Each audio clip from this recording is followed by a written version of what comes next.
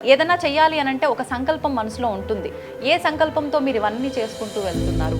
హిందువుగా జన్మించినందుకు ముందుగా గర్వపడాలి. భుజం తట్టి నడిపిస్తున్నటువంటి మా ఆర్ఎస్ఎస్ నన్ను నడిపిస్తున్నారు. నా చేయి పట్టుకొని మన వెంకటేశ్వర స్వామి నడిపిస్తున్నాడు. మన సనాతన ధర్మానికి సంబంధించి కొంచెం అవేర్నెస్ కల్పిస్తున్నారు సార్ ప్రవచనకర్తల ద్వారా. డైలీ రొటీన్ ఎలా ఉంటే బాగుంటుందంటారు? మీరు చెప్పినట్టు జగ్గి వాసుదేవ్ గారు, గురూజీ రవిశంకర్ ప్రసాద్ గారు, మన చాగంటి కోటేశ్వరరావు గారు, గరికపాటి గారు, పరిపూర్ణ స్వామి గారు, వీళ్ళంతా బ్రహ్మర్షులు.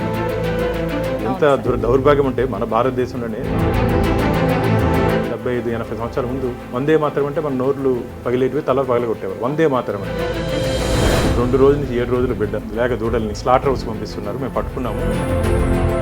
ఆల్మోస్ట్ చనిపోయే ప్రమాదం వచ్చాయి. టీటీడీ చేస్తున్నటువంటి సేవా కార్యక్రమాలు 18,600 స్టూడెంట్స్ తిరుమల తిరుపతి దేవస్థానం 3,000 రూపాయలు ఏడాదికి. Hostel, studies, boarding and food అన్ని కలిపి. ఇంకోటి బాలమందిరం. తల్లిదండ్రులు లేనటువంటి పిల్లలకి ప్రపంచంలోనే లేదు, రాబోదు కూడా. ఇక మీదట ఏమైనా నేను ఇది చెయ్యాల్సిందే ఖచ్చితంగా అనే ప్రాజెక్ట్స్ ఏమైనా ఉన్నాయా కొత్తగా రాబోయే? ఈ మధ్య ఎస్వి జూనియర్ కాలేజ్కి వెళ్ళాం. కాలేజీ ముందు దాదాపుగా 200 మంది ఉన్నారు పాపం. ఏం ఇబ్బంది అంటే సార్ నేను మహిళా పక్షపాతి, నా మీద అందరూ కోపంగా ఉన్నారు. మా టీటీ ఇట్లా తెలుగుగా బోర్డులో నిర్ణయం తీసుకుంటానని చెప్పారు. ఎక్కువ డయాలిసిస్ పేషెంట్స్ వచ్చారు నా దగ్గర. స్విమ్స్ని ఇన్స్టిట్యూట్ ఫర్ నేషనల్ ఇంపార్టెన్స్ అంటే నా కోరిక ఒకటి ఉంది. నా జీవితం ఆశ వచ్చి టీటీడీ చేయాలి. సార్ కాలినడకన వచ్చే భక్తుల విషయానికి వస్తే ఇంకా ముందు ఇంకేమైనా చేయబోతున్నారు అక్కడ? ఈ మధ్య చిన్న బిడ్డని చిరు తీసుకొని చంపేయడం జరిగింది. ప్రయత్నం ఖచ్చితంగా చేస్తాం. విడి రోజుల్లోనే భక్తుల రద్దీ ఈ రకంగా ఉండి ఇంకా స్పెషల్ రోజుల్లో అయితే ఇంకా బీభత్సంగా ఉంటుంది సార్. ఎలాంటి జాగ్రత్తలు తీసుకుంటూ ఉంటారు విశేషంగా? అంటే చాలా మంది పాపం వైకుంఠ ఏకాదశి, గరుడు సేవ ఇలాంటి సందర్భాల్లో స్వామివారిని వచ్చి చూడాలి. స్వామివారికి ఫిక్స్డ్ డిపాజిట్స్ 20,000 కోట్లు ఉన్నాయి. 20,000 crores ఫిక్స్డ్ డిపాజిట్స్. అంటే ఏడాదికి 1,500 కోట్లు మాకు ఇంట్రెస్ట్ వస్తుంది. స్వామి కొంగు బంగారం, ఏం పట్టుకున్నా బంగారమే స్వామి దగ్గర. లవ్ మ్యారేజ్ అని విన్నాను, వాటి గురించి ఏమైనా కొన్ని విషయాలు? నేను నా శ్రీమతి కలిసి చదువుకున్నాను. పెళ్లి చేసుకున్నప్పుడు కూడా గొడవలు అన్ని ఇంటర్ క్యాస్ట్ మ్యారేజ్ మాది. కాబట్టి బాగున్నా. నాకు 2 పిల్లలు. జీవితంలో ప్రేమించండి కానీ నిలదొక్కున్నాక పెళ్లి. నమస్కారం. ఐ డ్రీమ్ సనాతన వైభవం కార్యక్రమానికి స్వాగతం. నేను మీ విజిత.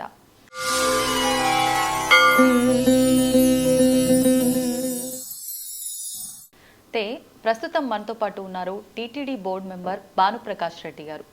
సార్ గురించి ప్రత్యేకంగా చెప్పాల్సిన అవసరం లేదు, కానీ కొత్తగా చూస్తున్న ప్రేక్షకులకి ఖచ్చితంగా సార్ గురించి తెలియాల్సిందే. అయితే మనకు తిరుమల తిరుపతి దేవస్థానానికి సంబంధించిన విషయాల్లో కానివ్వండి, విశేషంగా ఇక్కడున్న ప్రజలకు సంబంధించిన విషయాల్లో కానివ్వండి, కొన్ని ప్రాజెక్టులు తీసుకురావడానికి చాలా కృషి చేశారు. కృషి ఒక్కటే కాదండి, చాలా పోరాటమే చేశారు. ఆ పోరాటంలో చాలా వరకు సార్ సక్సెస్ అయ్యారు. వారు అనుకున్నవి, ప్రజలకు ఇవ్వాల్సినవి, భక్తులకు ఇవ్వాల్సినవన్నీ కూడా సమకూర్చారు అని చెప్పాలి. అసలు ఏంటి ఇదంతా ఎందుకు చేయాల్సి వచ్చింది అంటే, వారందరి మంచిని కోరుకొని సార్ ఇవన్నీ చేశారు అని అంటే దాని వెనకాల ఏదైనా రీజన్ ఉందా, ఏంటి మానవత్వంతో ఇవన్నీ చేయాల్సి వచ్చిందా? ఇలాంటి మరిన్ని విషయాలు సార్తో మాట్లాడి తెలుసుకుందాం. దానికి సంబంధించి అండ్ ఆలయానికి సంబంధించిన విషయాలను కూడా సవివరంగా తెలుసుకునే ప్రయత్నం చేద్దాం. నమస్కారం సార్. నమో వెంకటేశాయ. గోవిందా నారాయణ. సార్ నేను వినడం జరిగింది మీ గురించి. అంటే రాజకీయము ఇవన్నీ పక్కన పెట్టేస్తే వ్యక్తిగతంగా మీరు ఒకటి ఏదైనా మీరు మనసులో అనుకున్నారు అని అంటే అది ఖచ్చితంగా రీచ్ అయ్యేదాకా వదిలిపెట్టరు. ప్రజల కోసమే కానివ్వండి, ఆలయానికి సంబంధించిన వసతులు కార్యక్రమాల విషయంలోనే కానివ్వండి అని చెప్పి. అంటే ఏదైనా చెయ్యాలి అని అంటే ఒక సంకల్పం మనసులో ఉంటుంది. ఏ సంకల్పంతో మీరు ఇవన్నీ చేసుకుంటూ వెళ్తున్నారు? హిందువుగా జన్మించినందుకు ముందుగా గర్వపడాలి. ఈ వేద భూమి, పుణ్యభూమి, పురాణ భూమి అనేటువంటి ఈ భూమి మీద, ఈ గడ్డ మీద మనం పుట్టడమే మనం చేసుకుంటే అదృష్టంగా నేను భావిస్తాను. మన పూర్వీకులు మనకి ఇచ్చినటువంటి వారసత్వ సంపద మన సంస్కృతి, మన సాంప్రదాయాలు. ఈరోజు ప్రపంచమంతా మన భారతదేశం వైపు చూస్తుంది. మన కట్టు, మన బొట్టు గురించి చూస్తుంది. కానీ ఇక్కడ నుండి వాళ్ళు కొందరు ఈ వెస్ట్రన్ కల్చర్కి అలవాటు పడిపోయి, కొందరు, అందరూ కాదు కొందరు. కాబట్టి మనకు ఉన్నటువంటి సాంప్రదాయ విలువల్ని దారి తప్పి పక్కన పోతున్నారు. కాబట్టి ఇన్ని 100 కోట్ల మందిలో ఆ భగవంతుడు అఖిలాండ కోటి బ్రహ్మాండ నాయకుడు కలియుగ ప్రత్యక్ష దైవం వెంకటేశ్వర స్వామి. అసలు వెంకటేశ్వర స్వామి గురించి చెప్పాలంటే వెంకటాద్రి సమస్థానం బ్రహ్మాండే నాస్తికించిన వెంకటేశ సమోదేవో నభూతో నభవిష్యతి అంటారు వరాహ పురాణంలో కానీ పద్మపురాణంలో కానీ. అంటే వెంకటేశ్వర స్వామి క్షేత్రంతో సరిసమంటే క్షేత్రం కానీ ఆ దేవదేవుడితో సరిసమంటే దేవదేవుడు కానీ ఈ విశ్వంలోనే లేదని చెప్తున్నారు. అలాంటి దేవదేవుడి పాదాల దగ్గర తిరుపతిలో నేను పుట్టి పెరిగాను. కాబట్టి నాకు చిన్నప్పటి నుంచి హిందూ ధర్మం అన్నా, గోవులన్నా, గోపురాలన్నా, గుళ్ళన్నా చాలా ఇష్టం నాకు. కాబట్టి ఇది అందులో భాగంగా అదృష్టంగా నేను భారతీయ జనతా పార్టీలో కూడా రావడం జరిగింది. కాబట్టి మీరు అన్నట్టు ఏదైనా విషయం తీసుకుంటే, ముఖ్యంగా భగవంతుడికి సంబంధించిన విషయాలు ఏదైనా తీసుకుంటే ఆ వెంకటేశ్వర స్వామి చెప్తే తప్ప నేను విన్ను. అంటే స్వామి చెప్పడు కదా. వన్స్ ఇష్యూ ఏదైనా తీసుకున్నామంటే, టేకప్ చేసుకున్నామంటే స్వామి చెప్తే తప్ప నేను విన్ను. స్వామి చెప్పడు, నేను విన్ను. ఆ చేసే బలాన్ని, శక్తిని, ధైర్యాన్ని ఆ స్వామివారే దాదాపు ఒక 25 సంవత్సరాలుగా ఇక్కడ జరుగుతున్నటువంటి ఆధ్యాత్మిక విషయాల్లో స్వామివారి దగ్గర ఏదైనా అపచారం జరిగినా, స్వామివారికి కావాల్సినటువంటి ఏదైనా మనం చేయాలన్నా ఒక దృఢ సంకల్పంతో నాకు ముఖ్యంగా నా భుజం తట్టి నడిపిస్తున్నటువంటి మా ఆర్ఎస్ఎస్ రాష్ట్రీయ స్వయం సేవక్ సంఘ్ పెద్దలుతో ముందుగా చర్చించి ఈ పని తీసుకుంటున్నాను, ఈ పనితో ముందుకు పోతున్నాను అని చెప్పి పెద్దలతో ఒకసారి చర్చించిన తర్వాత ఆధ్యాత్మిక విషయాలు కాబట్టి వారు కూడా మంచి కార్యక్రమాలు కాబట్టి నన్ను భుజం తట్టి నన్ను నడిపిస్తున్నారు. నా చేయి పట్టుకొని మన వెంకటేశ్వర స్వామి నడిపిస్తున్నాడు. నాకు ఇంట్లో అందుకని మెట్లు పైన అక్కడ చూస్తే కనపడుతుంది స్వామి. నేను రోజు దిగేటప్పుడు స్వామిని చూస్తూ దిగుతా. స్వామి చేయిని నేను పట్టుకొని ఉంటాను. అంటే ఒక నమ్మకం. ఎందుకంటే నేను తీసుకున్న ఇష్యూస్ అన్ని దాదాపు అన్ని సెన్సేషన్ ఇష్యూస్. టీటీడీలో జరిగినటువంటి అనేక విషయాలు బయట పెట్టడం జరిగింది. బయట పెట్టిన తర్వాత దాని మీద పూర్తి స్థాయిలో ఎవరెవరు తప్పులు చేశారో వాళ్ళని శిక్షించే వరకు ముందుకెళ్ళడం జరిగింది. కాబట్టి ఆ శక్తిని, బలాన్ని ఆ వెంకటేశ్వర స్వామి నాకు ఇచ్చాడని చెప్పి నేను భావిస్తాను. కాబట్టి ముఖ్యంగా ఇప్పుడు నుండి డిజిటల్ యుగం అంటారు దీన్ని. ఈ డిజిటల్ యుగంలో కూడా డివోషనల్గా ఉండాలి. ఎందుకంటే ఇప్పుడు మొత్తం మారిపోయింది. గతంలో మేము చూడనప్పుడు ఈ ఐఫోన్లు, ఈ ఫోన్లు ఇవన్నీ ఏమి లేవు. ఎక్కడైనా కలవంటే ఫ్రెండ్స్ కూర్చొని మాట్లాడుకునే వాళ్ళం, గుళ్ళకి వెళ్ళే వాళ్ళం, ఇవన్నీ వెళ్ళొచ్చేవాళ్ళం. కానీ ఇప్పుడు ఈ పిల్లలంతా చిన్న పిల్లల దగ్గర నుంచి ఇప్పుడు నాకు మనం వేరే ఇంటికి వెళ్ళింటే చిన్న బిడ్డ ఒక 3 years 4 years ఉంది, ఫోన్ ఇకపోతే ఏడుస్తూ ఉంది. గతంలో మన ఇళ్లలో పెద్దలు, మన ఇంట్లో నాన్నమ్మలు కానీ అమ్మమ్మలు కానీ వాళ్ళకి మనకు ఉన్నటువంటి మంచి దేవుడికి సంబంధించిన రామాయణం కానీ మహాభారతం కానీ ఆ కథలు, అయితే మంచి ఏ విధంగా మంచి కథలు చెప్పి వాళ్ళని ఒక ప్రయోజకులుగా తీర్చిదిద్దేవాళ్ళు. అసలు దేవాలయం అంటేనే ఒక ఆధ్యాత్మిక కేంద్రం. దేవాలయం ఆధారంగా అనేక కార్యక్రమాలు గతంలో రాజుల కాలం నుంచి ఇప్పటి వరకు జరుగుతూ వచ్చాయి. గతంలో రాజులు, చక్రవర్తులు దేవాలయాల్ని దాని అనుసంధానం ఉంటే అన్నింటినీ వారు చూస్తూ వచ్చేవాళ్ళు భాగోగులంతా. ఇప్పుడు రాచరిక వ్యవస్థ ఇవన్నీ మారిపోయిన కారణంగా ప్రభుత్వం వచ్చింది. ప్రభుత్వం అంటే మనం. కాబట్టి మన దేవాలయాల్ని, మన సాంప్రదాయాన్ని మనం కాపాడుకొని భావితరాలకు అందించాల్సిన బాధ్యత మన మీద ఉంది. కాబట్టి ఆ బాధ్యతలో కొంత భాగం భగవంతుడు నాకు ఇచ్చాడని చెప్పి నేను భావిస్తున్నాను. అందుకనే ఆధ్యాత్మికంగా నేటి యువత కూడా ఖచ్చితంగా ఒక ఆధ్యాత్మిక మార్గంలో మనం నడిస్తే, ఎందుకంటే మన స్ఫూర్తిగా తీసుకోవాల్సింది, ఈరోజు యువత స్ఫూర్తిగా తీసుకోవాల్సింది 23 సంవత్సరాల్లో ఉరితాడుని ముద్దు పెట్టుకొని ఉరికమ్మ మెక్కినటువంటి భగత్ సింగ్ని తీసుకోవాలి, ఝాన్సీ లక్ష్మీబాయిని తీసుకోవాలి, అల్లూరి సీతారామరాజు తీసుకోవాలి. అలాగే ప్రపంచం మొత్తం భారతదేశం వైపు చూసే విధంగా స్వామి వివేకానంద వారిని ఆదర్శంగా తీసుకోవాలి. ఇలాంటి మహాపురుషుడిని ఆదర్శంగా తీసుకొని రోజు 1 గంట 10 నిమిషాలు వారి జీవిత చరిత్ర కానీ వారికి సంబంధించిన విశేషాలు ఏమైనా కానీ చూసి తెలుసుకుంటే ఖచ్చితంగా ప్రతి ఒక్క మనిషిలో ఇన్స్పిరేషన్ అనేది వస్తుంది. ఇప్పుడు యువత ఏమనుకుంటున్నారంటే కాఫీ ఖర్చుల నుంచి ఖర్చీఫ్ వరకు తల్లిదండ్రులు వేయాలని ఒక భావనలో ఉన్నారు. తల్లిదండ్రులు కాదు, మనం మన కాళ్ళ మీద మనం నిలబడాలి. ఏదో చరిత్ర చదువుకొని, మామూలుగా మీరు కానీ గమనించినట్టే మన మాజీ రాష్ట్రపతి అబ్దుల్ కలాం గారు చెప్తారు, కళలు కలండి, కళలు నెరవేర్చే వరకు మీరు ప్రయత్నం చేయండి అని.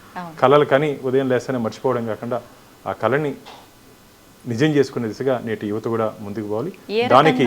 దానికి ఆధ్యాత్మికంగా ఖచ్చితంగా మీరు కానీ గమనించినట్టయితే ఆధ్యాత్మికంగా కొద్దిగా, అంటే నేను చెప్పేది 24 గంటలు తీసుకుపోయి ఎక్కడ తపస్సు చేసి మెడిటేషన్ చేయాలి కదా. మనం ఉన్నటువంటి యాంత్రిక యుగంలో క్షణకాలం కోపంతో మన తప్పుడు నిర్ణయాలు తీసుకుంటున్నాం. మీరు కానీ గమనించినట్టయితే ఇప్పుడు చాలామంది కాలేజెస్లో కానీ దీంట్లో కానీ సూసైడ్స్ చేసుకుంటారు. ఎందుకు చేసుకుంటున్నారు? వారి మీద వారికి నియంత్రణ లేని కారణంగా.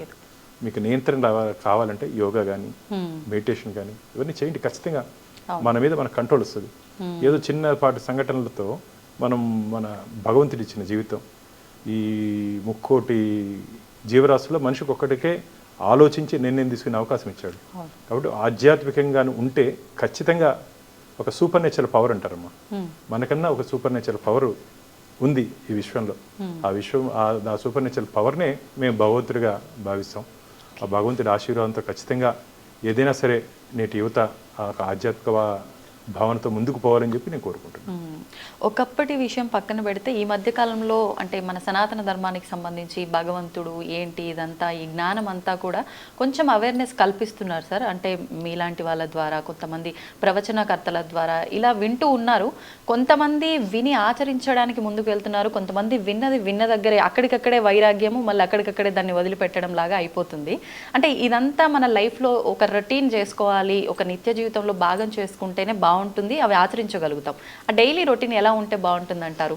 మీరు చెప్పినట్టు జగ్గి వాసుదేవ్ గారు, గురూజీ రవిశంకర్ ప్రసాద్ గారు, మన చాగంటి కోటేశ్వరరావు గారు, అలాగే పరిపూర్ణానంద స్వామి గారు, గరికపాటి గారు, ఇలా మేధావుల మహర్షులు, అంటే వీళ్ళంతా బ్రహ్మర్షులు అన్నారు.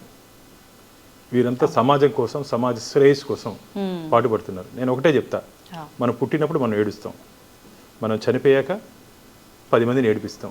ఈ మధ్యలో ఉన్న జీవితం అందరికీ ఆదర్శం కావాలి. ఆదర్శంగా ఉండాలంటే నిజాయితీగా బ్రతకాలి. నిజాయితీగా బ్రతకాలంటే దానికి చాలా మనోధైర్యం కావాలి. ఆ మనోధైర్యం కావాలంటే ఖచ్చితంగా మనకు ఉన్నటువంటి వేదాలు కానీ, పురాణాలు కానీ, మన ధర్మాలు, మహాభారతం కానీ, రామాయణం కానీ ఏం నేర్పిస్తుంది? రాముడు లాంటి రాజు ఉండాలి, రాముడు లాంటి అన్న ఉండాలి, రాముడు లాంటి భర్త ఉండాలి, రాముడు లాంటి స్నేహితుడు ఉండాలి, రాముడు లాంటి గురువు ఉండాలి. ఇలా అంటే రాముడిని ఆదర్శంగా తీసుకోవాలి. ఈరోజు శ్రీరామచంద్రమూర్తి భగవంతుడిగా రాజకీయ నాయకులు రామరాజ్యం కావాలంటాం మేము. రామరాజ్యం కావాలంటే రాముడిని ఆదర్శంగా తీసుకోవాలి. కానీ మేము రాముడు అంటే అదేదో మతతత్వం అంటారు. అవును, ఎంత దౌర్భాగ్యం అంటే మన భారతదేశంలోనే రాముడి గురించి మాట్లాడితే మతతత్వం అంటారు. రాముడు ఒక మతానికి సంబంధించిన వ్యక్తి కాదు. శ్రీరామచంద్రమూర్తిని చూసుకొని వారి జీవితాన్ని ఆదర్శంగా తీసుకొని, అలాగే భగవద్గీత, శ్రీకృష్ణ భగవానుడు ఈ లోకానికి ఇచ్చినటువంటి మహాసంపద భగవద్గీత. ఏ సమస్యకైనా సరే పరిష్కారం భగవద్గీతలో కనపడుతుంది మీకు. ఏ సమస్యకైనా సరే. అంతెందుకు, సునీత విలియమ్స్ అంతరిక్షానికి వెళ్ళేటప్పుడు మన గణేష్ ప్రతిమతో పాటు భగవద్గీతను తీసుకుని వెళ్ళింది.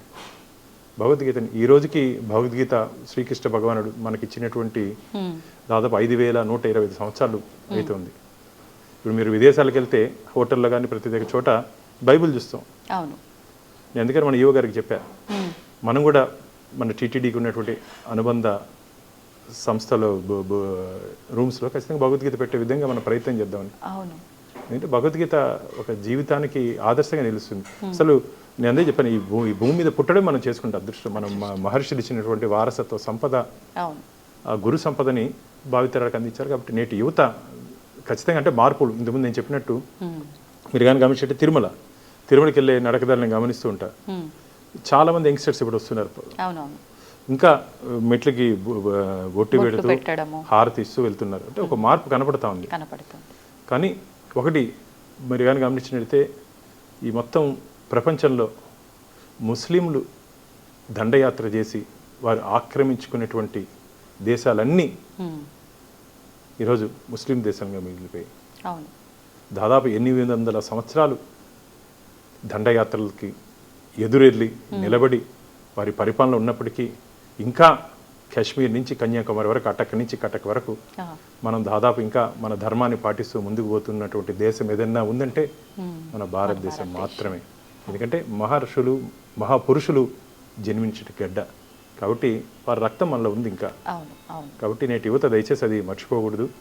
వారిని ఏ విధంగా వారు మన కోసం మహర్షులు కానీ మహాపురుషులు కానీ ఏ విధంగా జీవించారో వాళ్ళని ఆదర్శంగా తీసుకోవాలి. అంతేకాకుండా మనం ఈరోజు ఇంత స్వతంత్రంగా మాట్లాడుకుంటున్నాం. దాదాపు ఒక 75-80 సంవత్సరాల ముందు వందే మాతరం అంటే మన నోర్లు పగిలేటివి, తలలు పగలగొట్టేవారు. వందే మాతరం అంటే భారత్ మాతాకి జై అంటే కూడా జై అంటే తల కూడా. ఆ బానిసత్వ సంఖ్యల నుంచి మన కోసం మనం ఈరోజు ఇంత ప్రశాంతంగా ఉన్నామంటే నేతాజీ సుభాష్ చంద్రబోస్, గాంధీజీ, బాలగంగాధర్ తిలక్ గారు, అల్లూరి సీతారామరాజు గారు, ఇలా ఎంతోమంది మన దేశం కోసం పోరాటం చేసి మనకు ఈ స్వతంత్రాన్ని ఇచ్చారు. స్వతంత్రం అంటే ఎలా అంటే అట్టు బ్రతికేదానికి కాదు, దేశం కోసం ధర్మం కోసం బ్రతకమని. కాబట్టి ఆ దృష్టితో ఆలోచిస్తే ఖచ్చితంగా నాకైతే గట్టి నమ్మకం ఉంది. స్వామి వివేకానంద కళ్ళగనేటువంటి నవభారత నిర్మాణాన్ని మనం చూడబోతున్నాం ఇంకో 15-20 సంవత్సరాలు. దానికి ఒక ఉదాహరణ, ఈ మధ్య ప్రపంచవ్యాప్తంగా ఏ దేశంలో 18 సంవత్సరాల నుంచి 25 సంవత్సరాలు గల యువత ఏ దేశంలో ఎక్కువ ఉన్నారని ఒక సర్వే జరిగింది. సర్వే జరిగితే 67% మన భారతదేశంలో ఉన్నారు. మన భారతదేశంలో వీళ్ళు రాబో రోజుల్లో భారతదేశాన్ని స్వామి వివేకానంద కళ్ళగనటువంటి విశ్వ గురువుగా ఈరోజు మార్చే సత్తా శక్తి మన యువతరంలో ఉంది. దాన్ని సన్మార్గంలో పెట్టాలంటే ఆధ్యాత్మికంగా వాడిని జోడిస్తే ఖచ్చితంగా సన్మార్గంలో వెళ్ళే అవకాశం ఉంది. ఇప్పుడే మీరు కానీ గమనించినట్లయితే ప్రపంచంలో 5th డెవలప్డ్ నేషన్గా భారతదేశం ఉంది. ఇంకా 5-6 సంవత్సరాలు 3rd పొజిషన్కి వస్తాం. ఇంకా 2045కి మనందరం మన పిల్లలు అదే నేటి యువత అందరం కలిసికట్టుగా ప్రయాణం చేస్తే మొదటి స్థానంలో అమెరికాని, చైనాని కొడగొట్టి మనం అగ్రస్థానంలో ఉండే దిశగా ఉంటాం. కాబట్టి యువతకి నేను ఒకటే చెప్తున్నా, మనం ఖచ్చితంగా దేశం కోసం ధర్మం కోసం ముందుకు పోదాం. ప్రయత్నం మీరు చేయండి, ఫలితం దేవుడు ఇస్తాడు. కాబట్టి ఆ విధంగా ముందుకు పోవాలని చెప్పి యువతను కూడా కోరుకుంటున్నా. మీరు ఒకసారి ప్రయత్నం చేయమంటున్నా. ఈ మధ్య నేను మహాశివరాత్రికి ఈషాకి వెళ్తుంటా. అసలు అక్కడ ఎంత మంది లక్షల మంది యువత వస్తున్నారంటే ఈరోజు మారుతున్నారు. కొన్ని దుష్ట శక్తులు ఇక్కడ ఉన్నటువంటి మనలో ఉన్నటువంటి డివైడ్ అండ్ రూల్, మీరు బ్రిటిషర్స్ కానీ వీళ్ళందరూ వచ్చినప్పుడు మన మధ్య విభేదాలు సృష్టించి వాళ్ళు పాతుకుపోయారు. ఆ విభేదాలు లేకుండా మనందరం ఒకటే, మనందరం భారతమాత బిడ్డలం. ఆమె కోసం, భరతమాత కోసం, దేశం కోసం మనం పనిచేయాలన్న ఆలోచన వస్తే చాలు. ఖచ్చితంగా నా దేశం, మన దేశం, భారతదేశం స్వర్ణ భారత్గా ముందుకు పోతుంది. దాన్ని మనం చిన్నప్పుడు నేను చదువుకునేటప్పుడు భారతదేశం డెవలప్ అవుతున్నటువంటి దేశంగా చూసాం. ఈరోజు ఆల్రెడీ అభివృద్ధి చెందినటువంటి సరసంలో పోటీ పడుతున్నట్టు దేశంగా చూస్తున్నాం. ఈ మార్పుకు కారణం ఇక్కడ ఉన్నటువంటి యువతే. నాకు ఇంకో విషయం ఏంటంటే, మీ ద్వారా ఇక్కడ చాలా మంచి క్రీమ్ అంతా విదేశాలకు వెళ్ళిపోతున్నారు. మీరు కానీ గమనించినట్లయితే ప్రపంచంలో మల్టీనేషనల్ కంపెనీస్ అన్నిటికీ టాప్ ఎవరున్నారమ్మా? మన ఇండియన్స్ ఉన్నారు. ఇప్పుడు ప్రపంచవ్యాప్తంగా టాప్ డాక్టర్స్ కానీ, ఇంజనీర్స్ కానీ ఎక్కడ కానీ మీరు లెక్కేస్తే మన భారతీయులు ఉన్నారు. కానీ ఇది యువత కన్నా తల్లిదండ్రులదే తప్పు అనొచ్చేమో అని నా అభిప్రాయం సార్. అంటే మా పిల్లల భవిష్యత్తు బాగుండాలి, చదివించాలి అనుకునే వరకు ఓకే, ఇక్కడ ఉంటే భవిష్యత్తు లేదు, విదేశాలకు పంపించాలనే ఆలోచన ఎక్కువగా తల్లిదండ్రులే చేస్తున్నారేమో అనిపిస్తుంది సార్. మీరేమంటారు? ఖచ్చితంగా మీరు ప్రపంచాన్ని జయించినటువంటి అలెగ్జాండర్ చనిపోయి నాకేం చెప్పాడమ్మా, తన చేతుల్ని బయట పెట్టమన్నాడు. పోయేటప్పుడు మనం ఏం తీసుకుపోయలేదు, మనం పోయేటప్పుడు ఏం తీసుకుపోయే అవకాశం లేదు. కాబట్టి డబ్బుతో ముడిపెట్టకూడదు.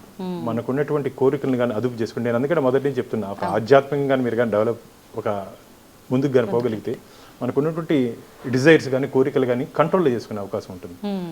ధీరుభాయ్ అంబానీకైనా సరే, ముఖేష్ అంబానీకైనా సరే, ఆదానికైనా సరే, అడుక్కునేవాడికైనా సరే, ఆఖరిగా మిగిలేది 3/6.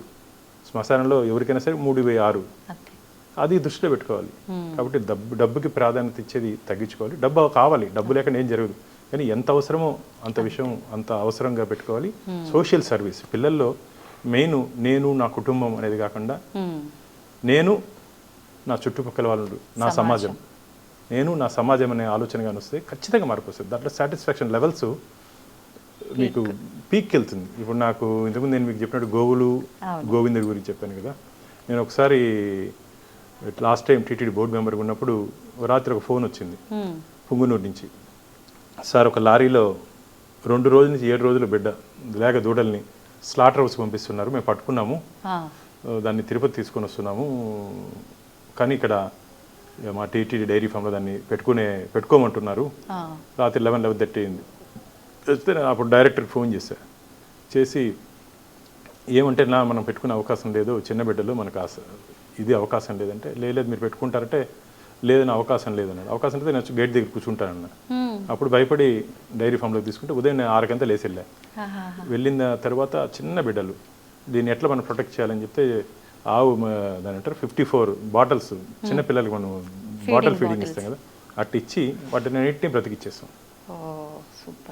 అంటే అక్కడ నాకు ఆ రోజు ఏం ఇన్స్పిరేషన్ అంటే 54 ఉన్నాయి. నాకు ఆ రోజు ఏమనిపించింది, ఆ పట్టిన పిల్లలంతా యంగ్స్టర్స్, అంటే వాళ్ళకు మంచి కాజ్ కోసం చేస్తారు. ఆ మంచి కాజ్ మనం కానీ ఇక్కడ అందుకోకుండా ఉంటే, దానికి లింకప్ మనం కానీ ఇక్కడ ఎవరో ఒక నిలబడి చేయకుండా ఉంటే వారు చేసిన శ్రమ వృధా అయిపోయింది. కాబట్టి వాళ్ళు చేసిన ప్రయత్నానికి ఎవరో ఒకరు తోడు ఉండాలి, ఎవరో ఒకరు తోడు ఉండాలి సమాజంలో. ఒకరికొకరు తోడు. ఎందుకు చెప్తున్నట్టు ఈ అంశం, ఒకరికొకరు తోడుగా ఎవరినో ఒక మంచి పని చేస్తే ఆ మంచి కోసం నువ్వు ఎంతవరకన్నా వెళ్ళు. నేను ఒక సర్కిల్లో ఉండి ఆ సర్కిల్లోనే ఉండి నిల్చుకొని పని చేయాలంటే జరగదమ్మా. రిస్క్ జోన్లో అడుగు పెట్టాల్సిందే. రెడ్ జోన్లో అడుగు పెట్టి నువ్వు ఫైట్ చేస్తే తప్ప రిజల్ట్ రాదు. సేఫ్ జోన్లోనే మనం కూర్చొని ఫోన్లో మాట్లాడుకొని చేయాలంటే ఎట్టి పరిస్థితులు ఇప్పుడున్నట్టు పరిస్థితులు కుదరదు. రిస్క్ జోన్లోకి అడుగు పెట్టిన యువతకి అదే చెప్తున్నా, మన పరిధి దాటి పొండి, మంచి పనికి పోండి. రిస్క్ అంటే పనికిరాని పనులకు పోదు, మంచి పని కోసం ఎంత దూరంగా వెళ్ళండి. దానికి దాంట్లో వచ్చే ఆ బ్లెస్సింగ్స్. ఇప్పుడు నాకు ఇది అయిన తర్వాత ఒకసారి తిరుచానూరు నుంచి ఫోన్ వచ్చింది, ఈ ఆవులు అయిన తర్వాత, సార్ అక్కడ ఆవులు చనిపోతున్నాయి, వాటికి సరిగ్గా ఫీడ్ లేని కారణంగా. అంటే ఫస్ట్ టైం నా లైఫ్లో దాదాపు 150 ఆవులు ఉంటాయి, సెలైన్ ఎక్కిచ్చాం. ఆవులకి సెలైన్ ఎక్కించి, నాకు తెలియదు ఆవులు కూడా సెలైన్ ఎక్కిస్తారండి తిరుచానూరు దగ్గర. అంటే వాటికి సరిగ్గా అక్కడ నిర్వాహకులు ఫీడ్ పెట్టలేని కారణంగా ఇంకా ఆల్మోస్ట్ చనిపోయే ప్రమాదం వచ్చాయి. దాదాపు నేను ఉదయం ఇప్పుడు 5 గంటలకు లేచి వెళ్ళి రాత్రి వరకు అక్కడే ఉండేవాడిని. ఒక వెటర్నరీ టీంని పెట్టాను, నా స్నేహితులు అందరూ సహాయ సహకారాలతో ఒక వెటర్నరీ టీంని పెట్టి దాదాపు 2 ఆవులు చనిపోయేంతది, మిగతా 150 ఆవులను బ్రతికించుకోగలిగా. ఇవన్నీ ఏమంటే గోవుకు చేసినటువంటి సేవ గోవిందుడి సేవలో నేను పంపించింది. నాకు ఇప్పుడు నా పెద్దలు ఆ రోజు ఉన్నటువంటి పెద్దలు అదే అంటారు, బాను నువ్వు గోవుకి చేసినటువంటి సేవ గోవిందుడు నేను తీసుకున్నాడు. అప్పటికి మీరు బోర్డు మెంబర్ గా ఎంపిక అవ్వలేదా సార్? లేదు, కాలేదు. ఫస్ట్ టైం కూడా కాలేదు. అంటే అందుకని చెప్తున్నా, మూగ జీవులు ప్లస్ గోవు అంటే 3 దేవతలు నిలవైనటువంటి గోవు. నాకు అందుకనే గోవు అంటే చాలా ఇష్టం. ఇక్కడ నేను బోర్డు మెంబర్ అయిన తర్వాత మన అలిపిరి దగ్గర మీరు కానీ వెళ్తే చూడొచ్చు, అది కూడా మీరు ఒక స్టోరీ చేయొచ్చు. గో తులాభారం, గో పూజ పెట్టించాం. గో తులాభారం అంటే మామూలుగా మనం కొండ మీద మనం తులాభారం చేసుకుంటాం, కానీ గోవు తులాభారం చేస్తే 3 దేవతలకి తులాభారం చేసినట్టు ఫలితం వస్తుంది. సో ఆ గో తులాభారాన్ని ఇక్కడ పెట్టించాను. అదృష్టవశాత్తు 2022లో ద్రౌపది ముర్మి గారు వచ్చినప్పుడు వారిని అక్కడ పూజకు కూడా తీసుకుని వెళ్ళా, వారు కూడా తులాభారం చేశారు. ఒక రాష్ట్రపతిగా ద్రౌపది ముర్మి గారు కూడా. ఎందుకంటే గోవు అనేది గోమాత, భూమాత, తులసీమాత, కన్న తల్లితో సమానం. మన తల్లికి ఏ విధంగా గౌరవం ఇస్తామో ఆ విధంగా వీటికి కూడా మనం గౌరవం ఇస్తే ఖచ్చితంగా మంచి ఫలితము ఆశీర్వాదం వస్తుందని చెప్పి నా భావన. కాబట్టి ఎందుకు ఇవన్నీ చెప్తున్నా అంటే, మనిషి స్వార్థంతో ఈ కలియుగంలో ఇముడిపోయింది. మన సైకాలజీగా మన మెదడులో నేను నా కుటుంబం అనేది లేకుండా నేను నా సమాజం అనేది తాత కానీ పిల్లలు కానీ పనిచేస్తే ఖచ్చితంగా మంచి ఫలితాలు వస్తాయి. ఇప్పుడు మీరు చెప్పినట్టు టీటీడీ గురించి కానీ మనం మాట్లాడితే, టీటీడీ లాంటి సేవా సంస్థ ఈ ప్రపంచంలో లేదు. టీటీడీ చేస్తున్నటువంటి సేవా కార్యక్రమాలు ఈ ప్రపంచంలోనే ఎవరు చేయలేరు కూడా. 18,600 స్టూడెంట్స్ చదువుతున్నారు. 18,600 స్టూడెంట్స్ తిరుమల తిరుపతి దేవస్థానంలో. 3,000 రూపాయలు ఏడాదికి hostel, studies, boarding and food అన్ని కలిపి. ఎంత సంతోషం ఇస్తుంది అంటే 3,000 అంటే కొద్దిగా ఉండాలి కాబట్టి 3,000 రూపాయలతో. నేను కూడా అక్కడ ఎస్వి జూనియర్ కాలేజ్ స్టూడెంటే, ఎస్జిఎస్ ఆర్ట్స్ కాలేజ్ స్టూడెంటే. నేను కూడా విద్యాలయాల్లో చదువుకొని ఈ రోజు బయట వచ్చిన వ్యక్తిని. ఎన్ని సంవత్సరాల నుంచి ఉన్నాయి సార్ ఆ స్కూల్స్ అన్ని కూడా? దాదాపు మొదటి నుంచి టీటీడీ ఏర్పాటు నుంచి ఉన్నాయి. ఇదే కాకుండా అనేక సేవా కార్యక్రమాలు టీటీడీ చేస్తున్న సేవా కార్యక్రమంలో శ్రవణం, నాకు ఇష్టమైనటువంటి శ్రవణం అంటే పుట్టుకతోనే చాలా మంది పిల్లలకి మాటలు రావు, వినపడదు చాలా మందికి. అలాంటి పిల్లలకి 0 ఏజ్ నుంచి 7 ఇయర్స్ వరకు శ్రవణంలో మేము ట్రైనింగ్ ఇస్తాం. అమ్మా నాన్న అనే పిలవలేని పిల్లల్ని కూడా మేము ట్రైనింగ్ 7 సంవత్సరాలు ట్రైనింగ్ ఇచ్చిన తర్వాత వాళ్ళు సంతోషంగా తల్లిదండ్రుల పేరు చెప్తూ కేరింతలు చేస్తూ వాళ్ళతో పాటు స్వగృహానికి వెళ్ళి ఈరోజు ఐఐటీలో బీటెక్ చేసినటువంటి విద్యార్థులు ఉన్నారు మా దగ్గర. ఈసారి నెక్స్ట్ టైం వచ్చినప్పుడు మిమ్మల్ని తీసుకుని వెళ్తాను అక్కడికి. నాకు ఇష్టమైనటువంటి ప్రాజెక్ట్ అది. ఇంకోటి బాలమందిర్. తల్లిదండ్రులు లేనటువంటి పిల్లలకి నేను చాలా సందర్భాల్లో ఈవోకి చెప్పడం జరిగింది. సార్ ఈ ఎగ్జిక్యూటివ్ ఆఫీసర్ అంటే టీటీడీకి మీరు కస్టోడియను, పిల్లలకి అమ్మా నాన్న అయినా మీరే, వెంకటేశ్వర స్వామి పద్మావతి మీరే, వాళ్ళని బాగా చూసుకోవాలి. అలాగే డఫ్ అండ్ డమ్ ఇది ఉంది, డఫ్ అండ్ డమ్ ఉంది మాకు. సో ఇట్లాంటి ఇన్స్టిట్యూషన్స్, స్విమ్స్ హాస్పిటల్ ఉంది. వీటన్నిటిని తిరుమల తిరుపతి దేవస్థానం మనం వేసే కానుకలు, ఇప్పుడు ఈ రోజు రేపు గతంలో మనం వేసినట్టు 100 రూపాయలు, 10 రూపాయలు, 20 రూపాయలు, ఈ కానుకలన్నింటినీ ఇలా ధార్మిక కార్యక్రమాల కోసమే ఖర్చు పెడుతున్నాం టీటీడీ. అందుకనే చెప్తున్నా, టీటీడీ లాంటి ధార్మిక సంస్థ, సేవా సంస్థ ఈ ప్రపంచంలోనే లేదు, రాబోదు కూడా. అంత మంచి కార్యక్రమాలు చేస్తూ మేము ముందుకు పోతున్నాం. అసలు టీటీడీ గురించి చెప్పాలంటే ఆ స్వామివారి లీలలు కానీ, ఆ స్వామివారి ఆడుస్తున్నట్టు జగన్నాటకం అంటారు. సో నేను చేస్తున్నటువంటి అనేక విషయాల్లో చాలామంది చెప్తారు నీకు ఎందుకు బాగా రిస్క్. చాలా విషయాలు టీటీడీలో గతంలో జరిగినటువంటి అవకతవకలు కానీ ఇవన్నీ బయట పెట్టినప్పుడు చాలామంది నీకెందుకు బాను, ఎవరికి లేని ఇది నీకెందుకంటే వెంకటేశ్వర స్వామి అంటే నాకు ప్రాణం. ఊరికి దేవుడి మీద భక్తి ఉంది కదా అని చెప్పి ఊరికి అవి ప్రసాదం తినేసి లడ్డు తినేస్తే సరిపోదు. అక్కడ జరుగుతున్నట్టు అన్యాయాన్ని కూడా బయట పెట్టాలి, ఆఖరి వరకు పోరాటం చేయాలి. ఎందుకు సార్ మీకు అంత ప్రాణం స్వామి అంటే? ఈ స్వామితో నాకు బాగా అటాచ్మెంట్ అమ్మా. అసలు నాకెందుకో స్వామివారి దగ్గర చీమ చిట్టుకున్నా నాకు ఉండబుద్ధి కాదు. ఎప్పటి నుంచి సార్? అంటే చిన్నప్పటి నుంచి నాకు బాగా అలవాటు దేవుడు. కానీ నేను 27 years 97 నుంచి బీజేపీలో చేరాను. బీజేపీలో చేరిన తర్వాత ఇంకా ఈ హిందుత్వం పట్ల పార్టీ, మా దేశం కోసం ధర్మం కోసం ఉంటాం కదా, అట్లా వచ్చిన తర్వాత ఇంకా గట్టిగా వచ్చాను. అంటే మామూలు భాలుగా చేయలేని పనులు ఒక బీజేపీ జెండా కింద చేయగలుగుతున్నా. ఎందుకంటే మామూలు భానులుగా చేస్తే స్పందన, ఈరోజు ఎవరితోనే మాట్లాడినా, ఎవరికన్నా మాట్లాడినా నాకు ఒక పార్టీ అండ ఉంది, పార్టీ పెద్దలు ఉన్నారు నాతో పాటు నడిపించేదానికి. కాబట్టి ఒక అవకాశం బీజేపీ కూడా నాకు నా పార్టీ అంటే ఎంత ఇష్టం అంటే ఈ 27 ఏళ్ళ ప్రయాణంలో ఏ రోజు కూడా బాను ఎందుకు ఈ ఇష్యూ చేసావు, ఎందుకు ఈ అంశం నువ్వు తీసుకున్నావు అని చెప్పి నన్ను ప్రశ్నించింది లేదు. నన్ను ప్రోత్సహించినటువంటి పార్టీ భారతీయ జనతా పార్టీ. ఏ రోజు కూడా 27 సంవత్సరాలు మామూలు రాజకీయ పార్టీలో బయట నుంచి అనుకుంటారు కానీ చాలా కష్టం. ఇప్పుడంతా క్యాస్ట్ పాలిటిక్స్ అయిపోయాయి. కానీ మా పార్టీ ఈ అంశాలు ఎప్పుడుగానే నన్ను ఎక్కడ నిరోధించింది లేదు. ప్రతి ఒక్క అంశంలో నా భుజం తట్టి నన్ను ముందుకు పంపించింది. అందుకనే నన్ను బీజేపీ బానుగా ఈరోజు అందరూ పిలిచే పేరు అవకాశం నాకు నా పార్టీ ఇచ్చింది. పార్టీ పెద్దలు కూడా నాకు ఇప్పటి వరకు నన్ను అన్ని విధాలుగా ప్రోత్సహిస్తూ నన్ను ముందుకు నడిపించారు. కాబట్టి నేను ఒకటే చెప్తున్నాను, నేటి యువతకి మనం చరిత్ర చదువుకోవడం కాదు, చరిత్ర మనం చదువుకోవడం కాదు, మన గురించి భవిష్యత్తులో చరిత్రగా మిగిలిపోవాలి. ఒక ప్రయత్నం చేస్తే ఖచ్చితంగా అవుతుంది. అంటే సార్ మీరు ఒక సంకల్పంతో ముందుకెళ్లారు, హార్డ్ వర్క్ చేశారు. ఎంత అంటే మీ ప్రాణం మీదకి వచ్చినా పర్వాలేదు, ఆల్రెడీ వచ్చినవి అయినా కూడా మీరు వెనక్కి తగ్గకుండా నించున్నారు. ఆ సక్సెస్ వచ్చింది. కానీ అందరి విషయంలో ఇది జరుగుతుంది అని ఎలా చెప్పగలం సార్? జరుగుతుంది. సంకల్ప బలం ఉంటే, నమ్మకం, చిత్తశుద్ధి ఉంటే ఖచ్చితంగా జరుగుతుంది. ఒక మంచి పని కోసం ప్రయత్నం చేయండి. ప్రయత్నం మీరు చేయండి, ఫలితం దేవుడు ఇస్తాడు. ఖచ్చితంగా ప్రయత్నం మనం చేస్తే ఫలితం స్వామి ఇస్తాడు. ఇప్పుడు ఈరోజు చరిత్ర కాదు, గతంలో మీరు కానీ గమనించినట్టయితే నేను మొన్ననే ఇక్కడికి వెళ్ళాను, శ్రీశైలంకి వెళ్ళాను. శ్రీశైలంకి వెళ్తే శివాజీ మహారాజు ధ్యానం చేసి అమ్మవారి దగ్గర ఖడ్గం ప్రసాదించిన ప్రాంతంలో ఆ వైబ్రేషన్ స్టిల్స్ ఉన్నాయి, ఇంకా స్టిల్ అక్కడే ఉంది, తెలుస్తుంది. ఎందుకంటే శివాజీ ఈరోజు ఒక మనిషి రూపంలో ఉన్నటువంటి భగవంతుడిగా మారిపోయాడు.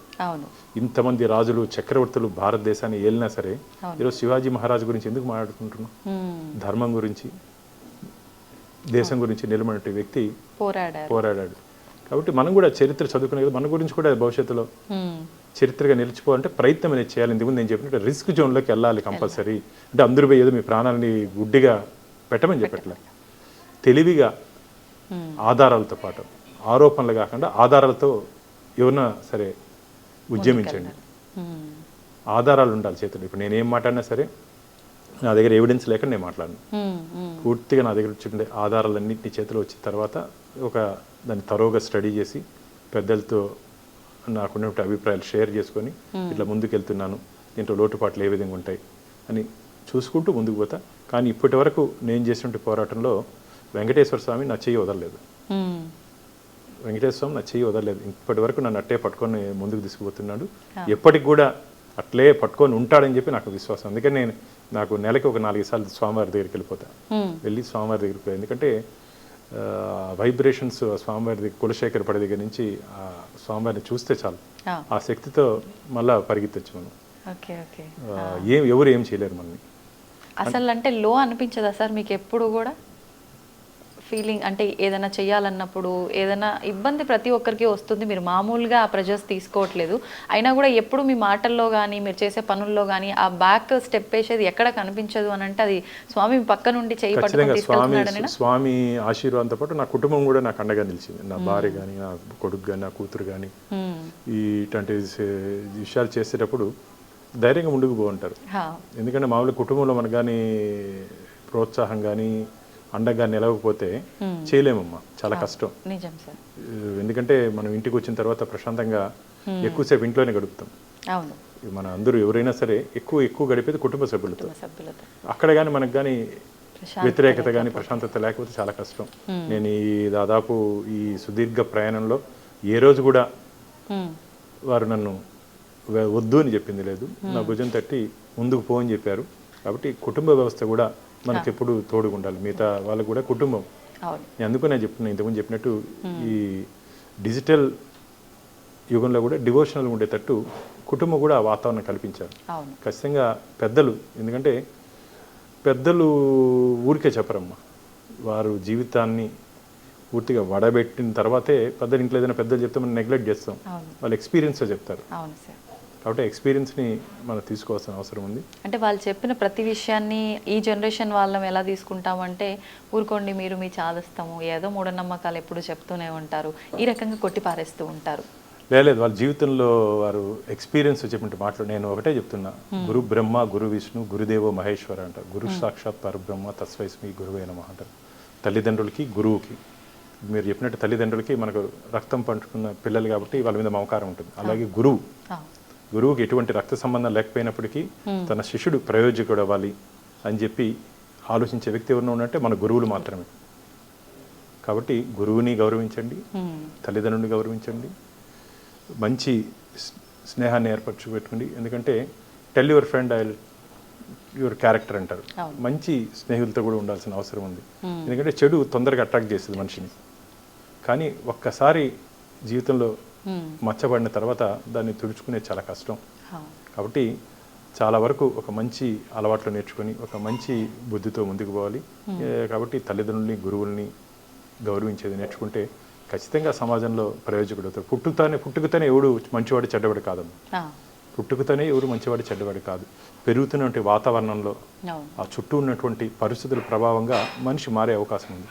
ఆ అవకాశం కూడా లేకుండా ఒక మంచి పద్ధతిలో మనం ఎదగాలంటే ఖచ్చితంగా ఆధ్యాత్మికంగా, అందుకని చాలాసార్లు చెప్తున్నా, ఆధ్యాత్మిక విలువల్ని మనం తెలుసుకుంటూ ఆచరిస్తే ఖచ్చితంగా జీవితంలో మంచి ఫలితాలు వస్తాయి.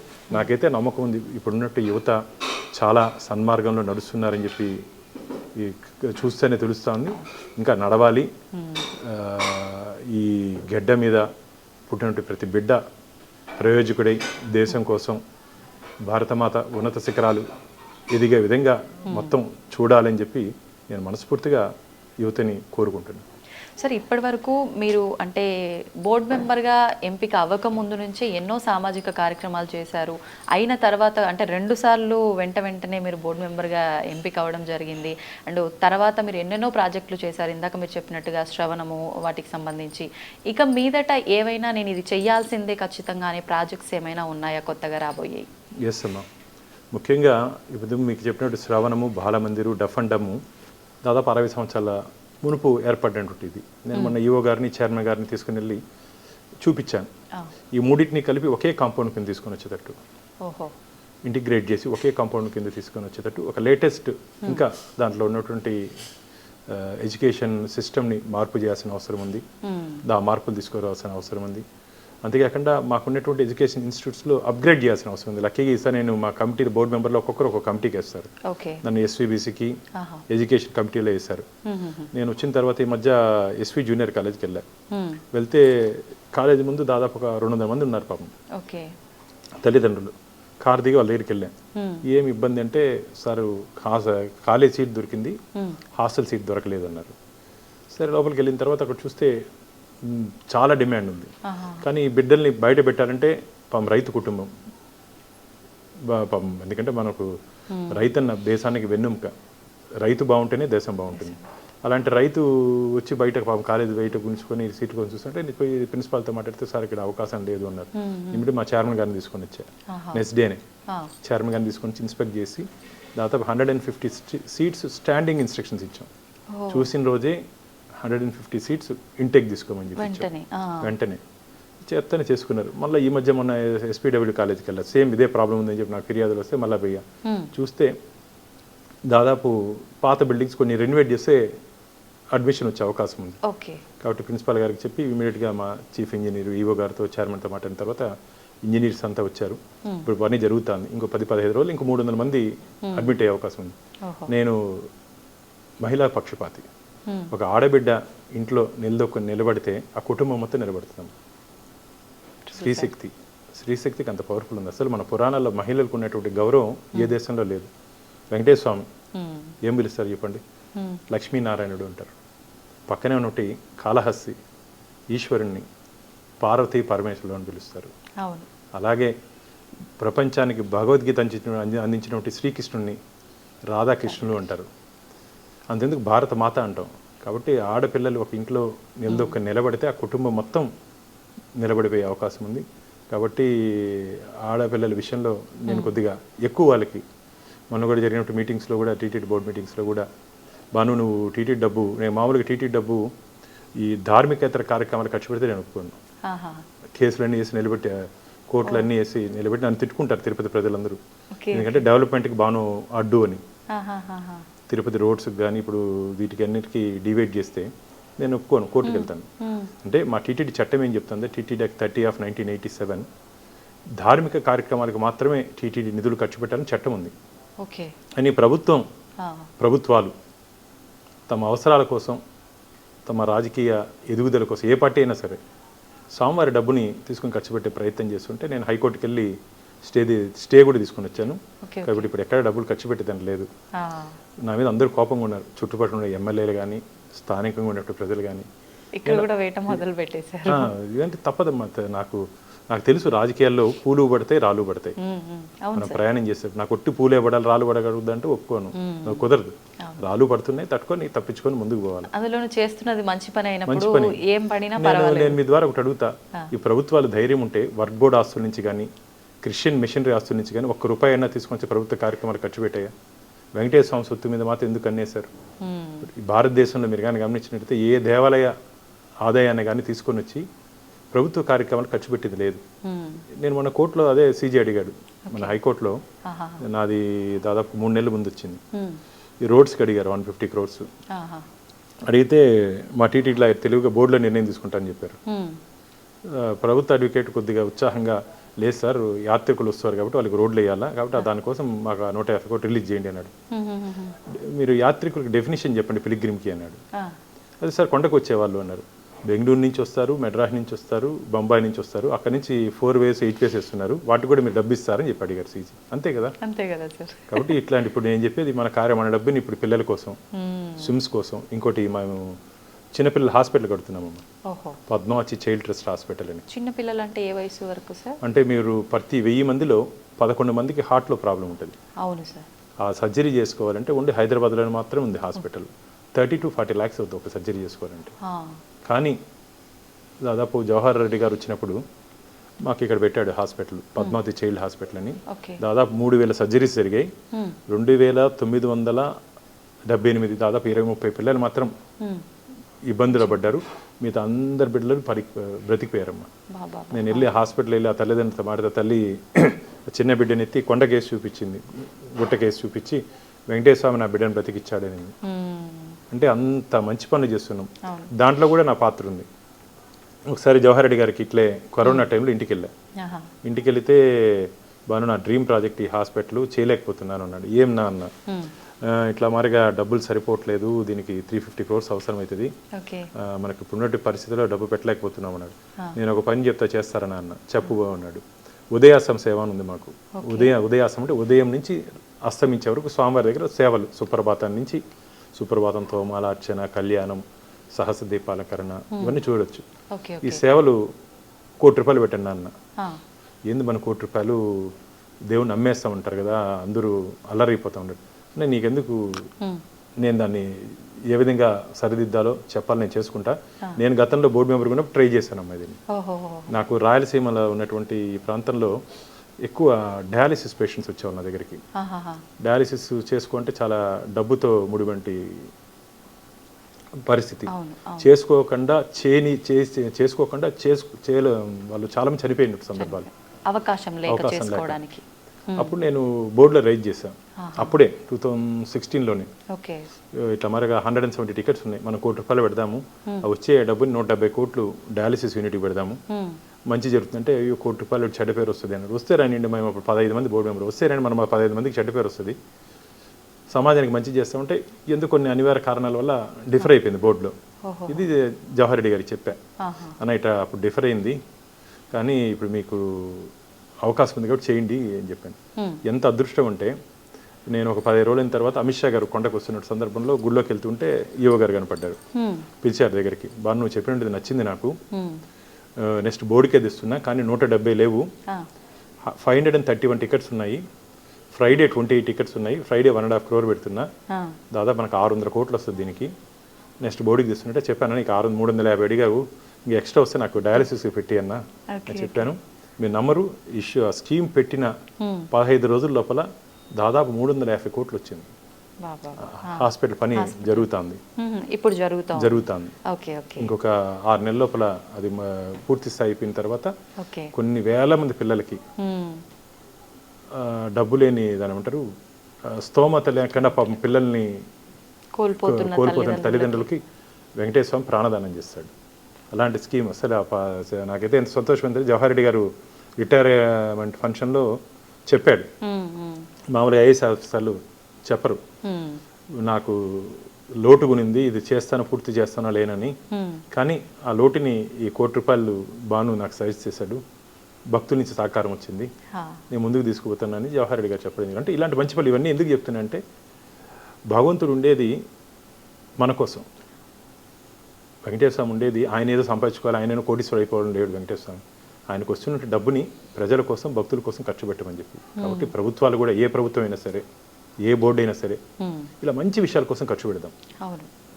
గుళ్ళు కట్టి, గోపురాలు కట్టితో పాటు విద్యాలయాలు అంటే స్కూల్స్, హాస్పిటల్స్, నాకు ఈ రెండింటి మీద ఎక్కువ కాన్సన్ట్రేషన్. కాబట్టి గుళ్ళు, విద్యాలయాలకి ఇవ్వాల్సిన అవసరం ఉంది. నేను మొన్న మీరు చెప్పినట్టు ఏమి ఇంటెన్షన్ అని అడిగారు కదా, ఏ విధంగా తిరుపతిలో ఈ పద్మావతి కాలేజెస్ ఉన్నాయో, వెనుకబడిన ప్రాంతమైన రాయలసీమ, మీరు కానీ గమనించంటే అనంతపూర్, కడప, కర్నూలు, చిత్తూరు జిల్లా, అంటే కంబైన్డ్ చిత్తూరు జిల్లా చాలా వెనుకబడిన ప్రాంతం. ఆ బిడ్డలు కానీ మనం కానీ ఆ రోజు చదువు కానీ చదివించుకొని ఉంటే వాళ్ళ ఇంటికి తీసుకుపోయి పెళ్లిళ్ళు చేసేవాళ్ళు చిన్న వయసులో. అది చాలా ప్రమాదం. మా బిడ్డలు నాకైతే ఇంటి దగ్గరికి వస్తే నా కంట్లో నీళ్ళు వస్తుంది, అన్న ఎట్టైనా సరే మా బిడ్డకి సీట్ ఇవ్వండి, ఆ బిడ్డ నా ఎట్టైనా సరే హాస్టల్లో ఇవ్వండి. వాళ్ళు చెప్పారు, వాళ్ళతో మేము ఇక్కడ శ్రీనివాసంలో ఎక్కడున్నారని అడిగా, మా సత్రాలు ఉన్నాయి ఇక్కడ, సత్రాల్లో తీసుకుని రాత్రి పడుకొని అక్కడ మాకు వెంకటేశ్వర ప్రసాదం పెడతారు. రాత్రి అది పెట్టేసి తల్లిదండ్రులు పిల్లల్ని తీసుకొని వచ్చి పస్తులు ఉండేవారు సాయంత్రం వరకు డబ్బు లేకుండా. నేను అప్పుడు ఈవో గారికి చెప్పా, మన 1,00,000 మందికి భోజనం పెడతాను కొండ మీద. నేను వాళ్ళని అడిగాను, ప్రిన్సిపాల్ ఏమో డే స్కాలర్ పెట్టట్లేదు అంటే, సార్ మాకు ప్రొవిజన్ లేదు, యాక్ట్ మనకు పర్మిట్ లేదు డే స్కాలర్స్ పెట్టేదానికి. ఏందమ్మా పర్మిట్ లేదంటే, లేదు సార్ పెట్టేదానికి మాకు మీరు ఇన్స్ట్రక్షన్స్ ఇస్తే పెడతా ఉన్నాను. నేను ఈవోకి చెప్పాను, అనే 1,00,000 మందికి కొండ మీద పెడతాను, ఈ పిల్లలు ఒక 200-300 మంది ఏమైనారన్న, అది భోజనం పెట్టండి అంటే ఇప్పుడు భోజనం పెడుతున్నాం డే స్కాలర్ కూడా. అంటే ఇవన్నీ ఏమంటే ఒక చిన్న ప్రయత్నంతో పెద్ద మార్పు. చిన్న ప్రయత్నం అంటే ఆలోచించి మనం గ్రౌండ్లోకి దిగాల. మనం పోయి పరిస్థితి అక్కడికైనా పోకుండా ఉంటే మనకు తెలిసి ఉండేది కాదు. ఇక్కడే కూర్చొని ఏసీ రూమ్లో, ఆఫీసర్లు కూడా ఏసీ రూమ్లో కూర్చునేసి 4 గోడల మధ్య ఉంటే కుదరదు. మేము కానీ అధికారులు కానీ వెళ్ళాలి. ఇప్పుడుంటే ఆఫీసర్స్ మంచి ఆఫీసర్స్ ఉన్నారు మా టీటీడీలో, ఈవో కానీ, జేఈఓ కానీ, అడిషనల్ ఈవో కానీ, మా చైర్మన్ గారు కానీ, మా సభ్యులు కానీ చాలా మంచిగా ఉన్నాం. అందరూ ఒక్కొక్క ప్రయత్నం చేస్తే ఖచ్చితంగా ఒక్కొక్క ప్రయత్నం జీవితంలో గుర్తుండిపోతుంది. మనం చేసే ప్రయత్నం ఈరోజు పద్మావతి కాలేజ్ విషయం కానీ మిగతా జిల్లాలో కూడా పెట్టాలని చెప్పి ఒక ఆలోచన ఉంది. ఈ స్విమ్స్ ఇంతకుముందు మనం చెప్పినట్టు Sri Venkateswara institute of medical sciences మన ఆంధ్రప్రదేశ్లోనే ఏకైక సూపర్ స్పెషాలిటీ హాస్పిటల్. టోటల్ ఆంధ్రప్రదేశ్లో సూపర్ స్పెషాలిటీ హాస్పిటల్. ఏదైనా ఇబ్బంది ప్రజలకి ఉండేటువంటి వైద్యాలయం అంటారు, హాస్పిటల్స్ కూడా ఆలయంతో సమానం. కాబట్టి నేను ఇంకో టార్గెట్ ఉంది, అది చాలా కష్టం. స్విమ్స్ని ఇన్స్టిట్యూట్ ఫర్ నేషనల్ ఇంపార్టెన్స్ అంటే ఎయిమ్స్ ఏ విధంగా ఉందో ఆ విధంగా మా స్విమ్స్ని కూడా తీసుకురావాలి. ఒకవేళ కానీ తీసుకురాగలిగితే ఏడాదికి 1000 కోట్ల రూపాయలు కేంద్ర ప్రభుత్వం గ్రాంట్కి ఇస్తుంది. గ్రాంట్ అంటే తిప్పి మనం కట్టాల్సిన పని లేదు. ఒక 5 సంవత్సరాల కాలంలో అసలు మా రాయలసీమలోకే ఆనిముత్యంలా మిగిలిపోతుంది. ఆ కోరిక ఒకటి ఉంది, దానికోసం ప్రయత్నం చేస్తాను. ఇంకా భగవంతుడి ఆశీర్వాదం ఇస్తే ఆల్రెడీ మొన్న నడ్డా గారిని కలిసినప్పుడు జేపీ నడ్డా గారు health minister, central health minister కలిసి ముఖ్యమంత్రి గారు కలిసి ఇచ్చాను నేను. నాన్న ఇది కానీ మనం ఇన్స్టిట్యూట్ ఆఫ్ నేషనల్ ఇంపార్టెన్స్ కింద తెస్తే రాయలసీమ ప్రజలకు చాలా ఉపయోగపడుతుంది, దీన్ని ఖచ్చితంగా చేద్దాం నాన్న. కానీ చేయాలంటే దాని స్పెషల్ అమెండ్మెంట్ తీసుకురావాలి, క్యాబినెట్లో స్పెషల్ అమెండ్మెంట్ తీసుకురావాలి, ప్రైమ్ మినిస్టర్ ఆ స్థాయిలో దీనిలో పెట్టాలి. కానీ ఒక స్విమ్స్కే ఇస్తే మిగతా దేశంలో అన్ని రాష్ట్రాలు అడుగుతాయివాను అన్న అన్ని రాష్ట్రాలు అడిగేది వేరు, దేవుడి దగ్గర అడిగేది వేరు. కాబట్టి వెంకటేశ్వర స్వామి ప్రతినిధిగా మనం అడుగుదాం, ఒక ప్రయత్నం చేద్దామన్నాం. ఆ ప్రయత్నం కూడా చేస్తున్నాను. ఇంతకుముందు చెప్పినట్టు హాస్పిటల్స్, విద్యాలయాలు ఇవన్నీ కానీ తొందరగా పూర్తి, ఎందుకంటే ఏడాది 1 సంవత్సరం అయిపోయింది నాకు, ఇంకా ఏడాది టైం ఉంది. 2 years ఉంది, ఇంకొక ఏడాది టైం ఉంది. నా జీవితం ఆశ వచ్చి టీటీడీ చైర్మన్. ఎందుకంటే దాంట్లో ఏదో స్వార్థం లేదమ్మా. ఒక చైర్మన్ ఉంటే ఇప్పుడు నేను మనం చెప్పాను చూడండి, చైర్మన్గా మనం నేను తీసుకోపోతే స్టాండింగ్ ఇన్స్ట్రక్షన్స్ ఇచ్చాడు, 150 సీట్స్ మేము మన బోర్డులో రాటిఫై చేసుకుంటాం, ఇమిడియట్ ఇవ్వగలిగినాం. అట్లా ఒక అవకాశం ఉంటుంది, 10 మంది 10 దీనికి వాడచ్చు. అలాగే దేవాలయాలు, శిథిలావస్థకు చేరిపోయిన దేవాలయాలు నా నెక్స్ట్ టార్గెట్. ఎక్కడ సరే ఏ ప్రాంతంలో? నేను మొన్న ప్రిన్సిపల్ సెక్రటరీ ఎండోమెంట్ని అడిగాను, ఆంధ్రప్రదేశ్లో ఉన్నటువంటి శిథిలావస్థకు చేరిపోయిన దేవాలయాలు దాన్ని జీర్ణోద్ధరణ చేసి నిత్య ధూప దీప నైవేద్యాలతో భక్తులకు దర్శనం. ఇప్పుడు వకులామాత స్వామివారి తల్లి వకులామాత ఆలయము దాదాపు ఇల్లీగల్ మైనింగ్తో విగ్రహం కూడా లేదు. హైదర్ అలీ ఇన్వేషన్స్లో అక్కడ ఆలయాన్ని అమ్మవారి విగ్రహం కూడా పోయింది అక్కడ.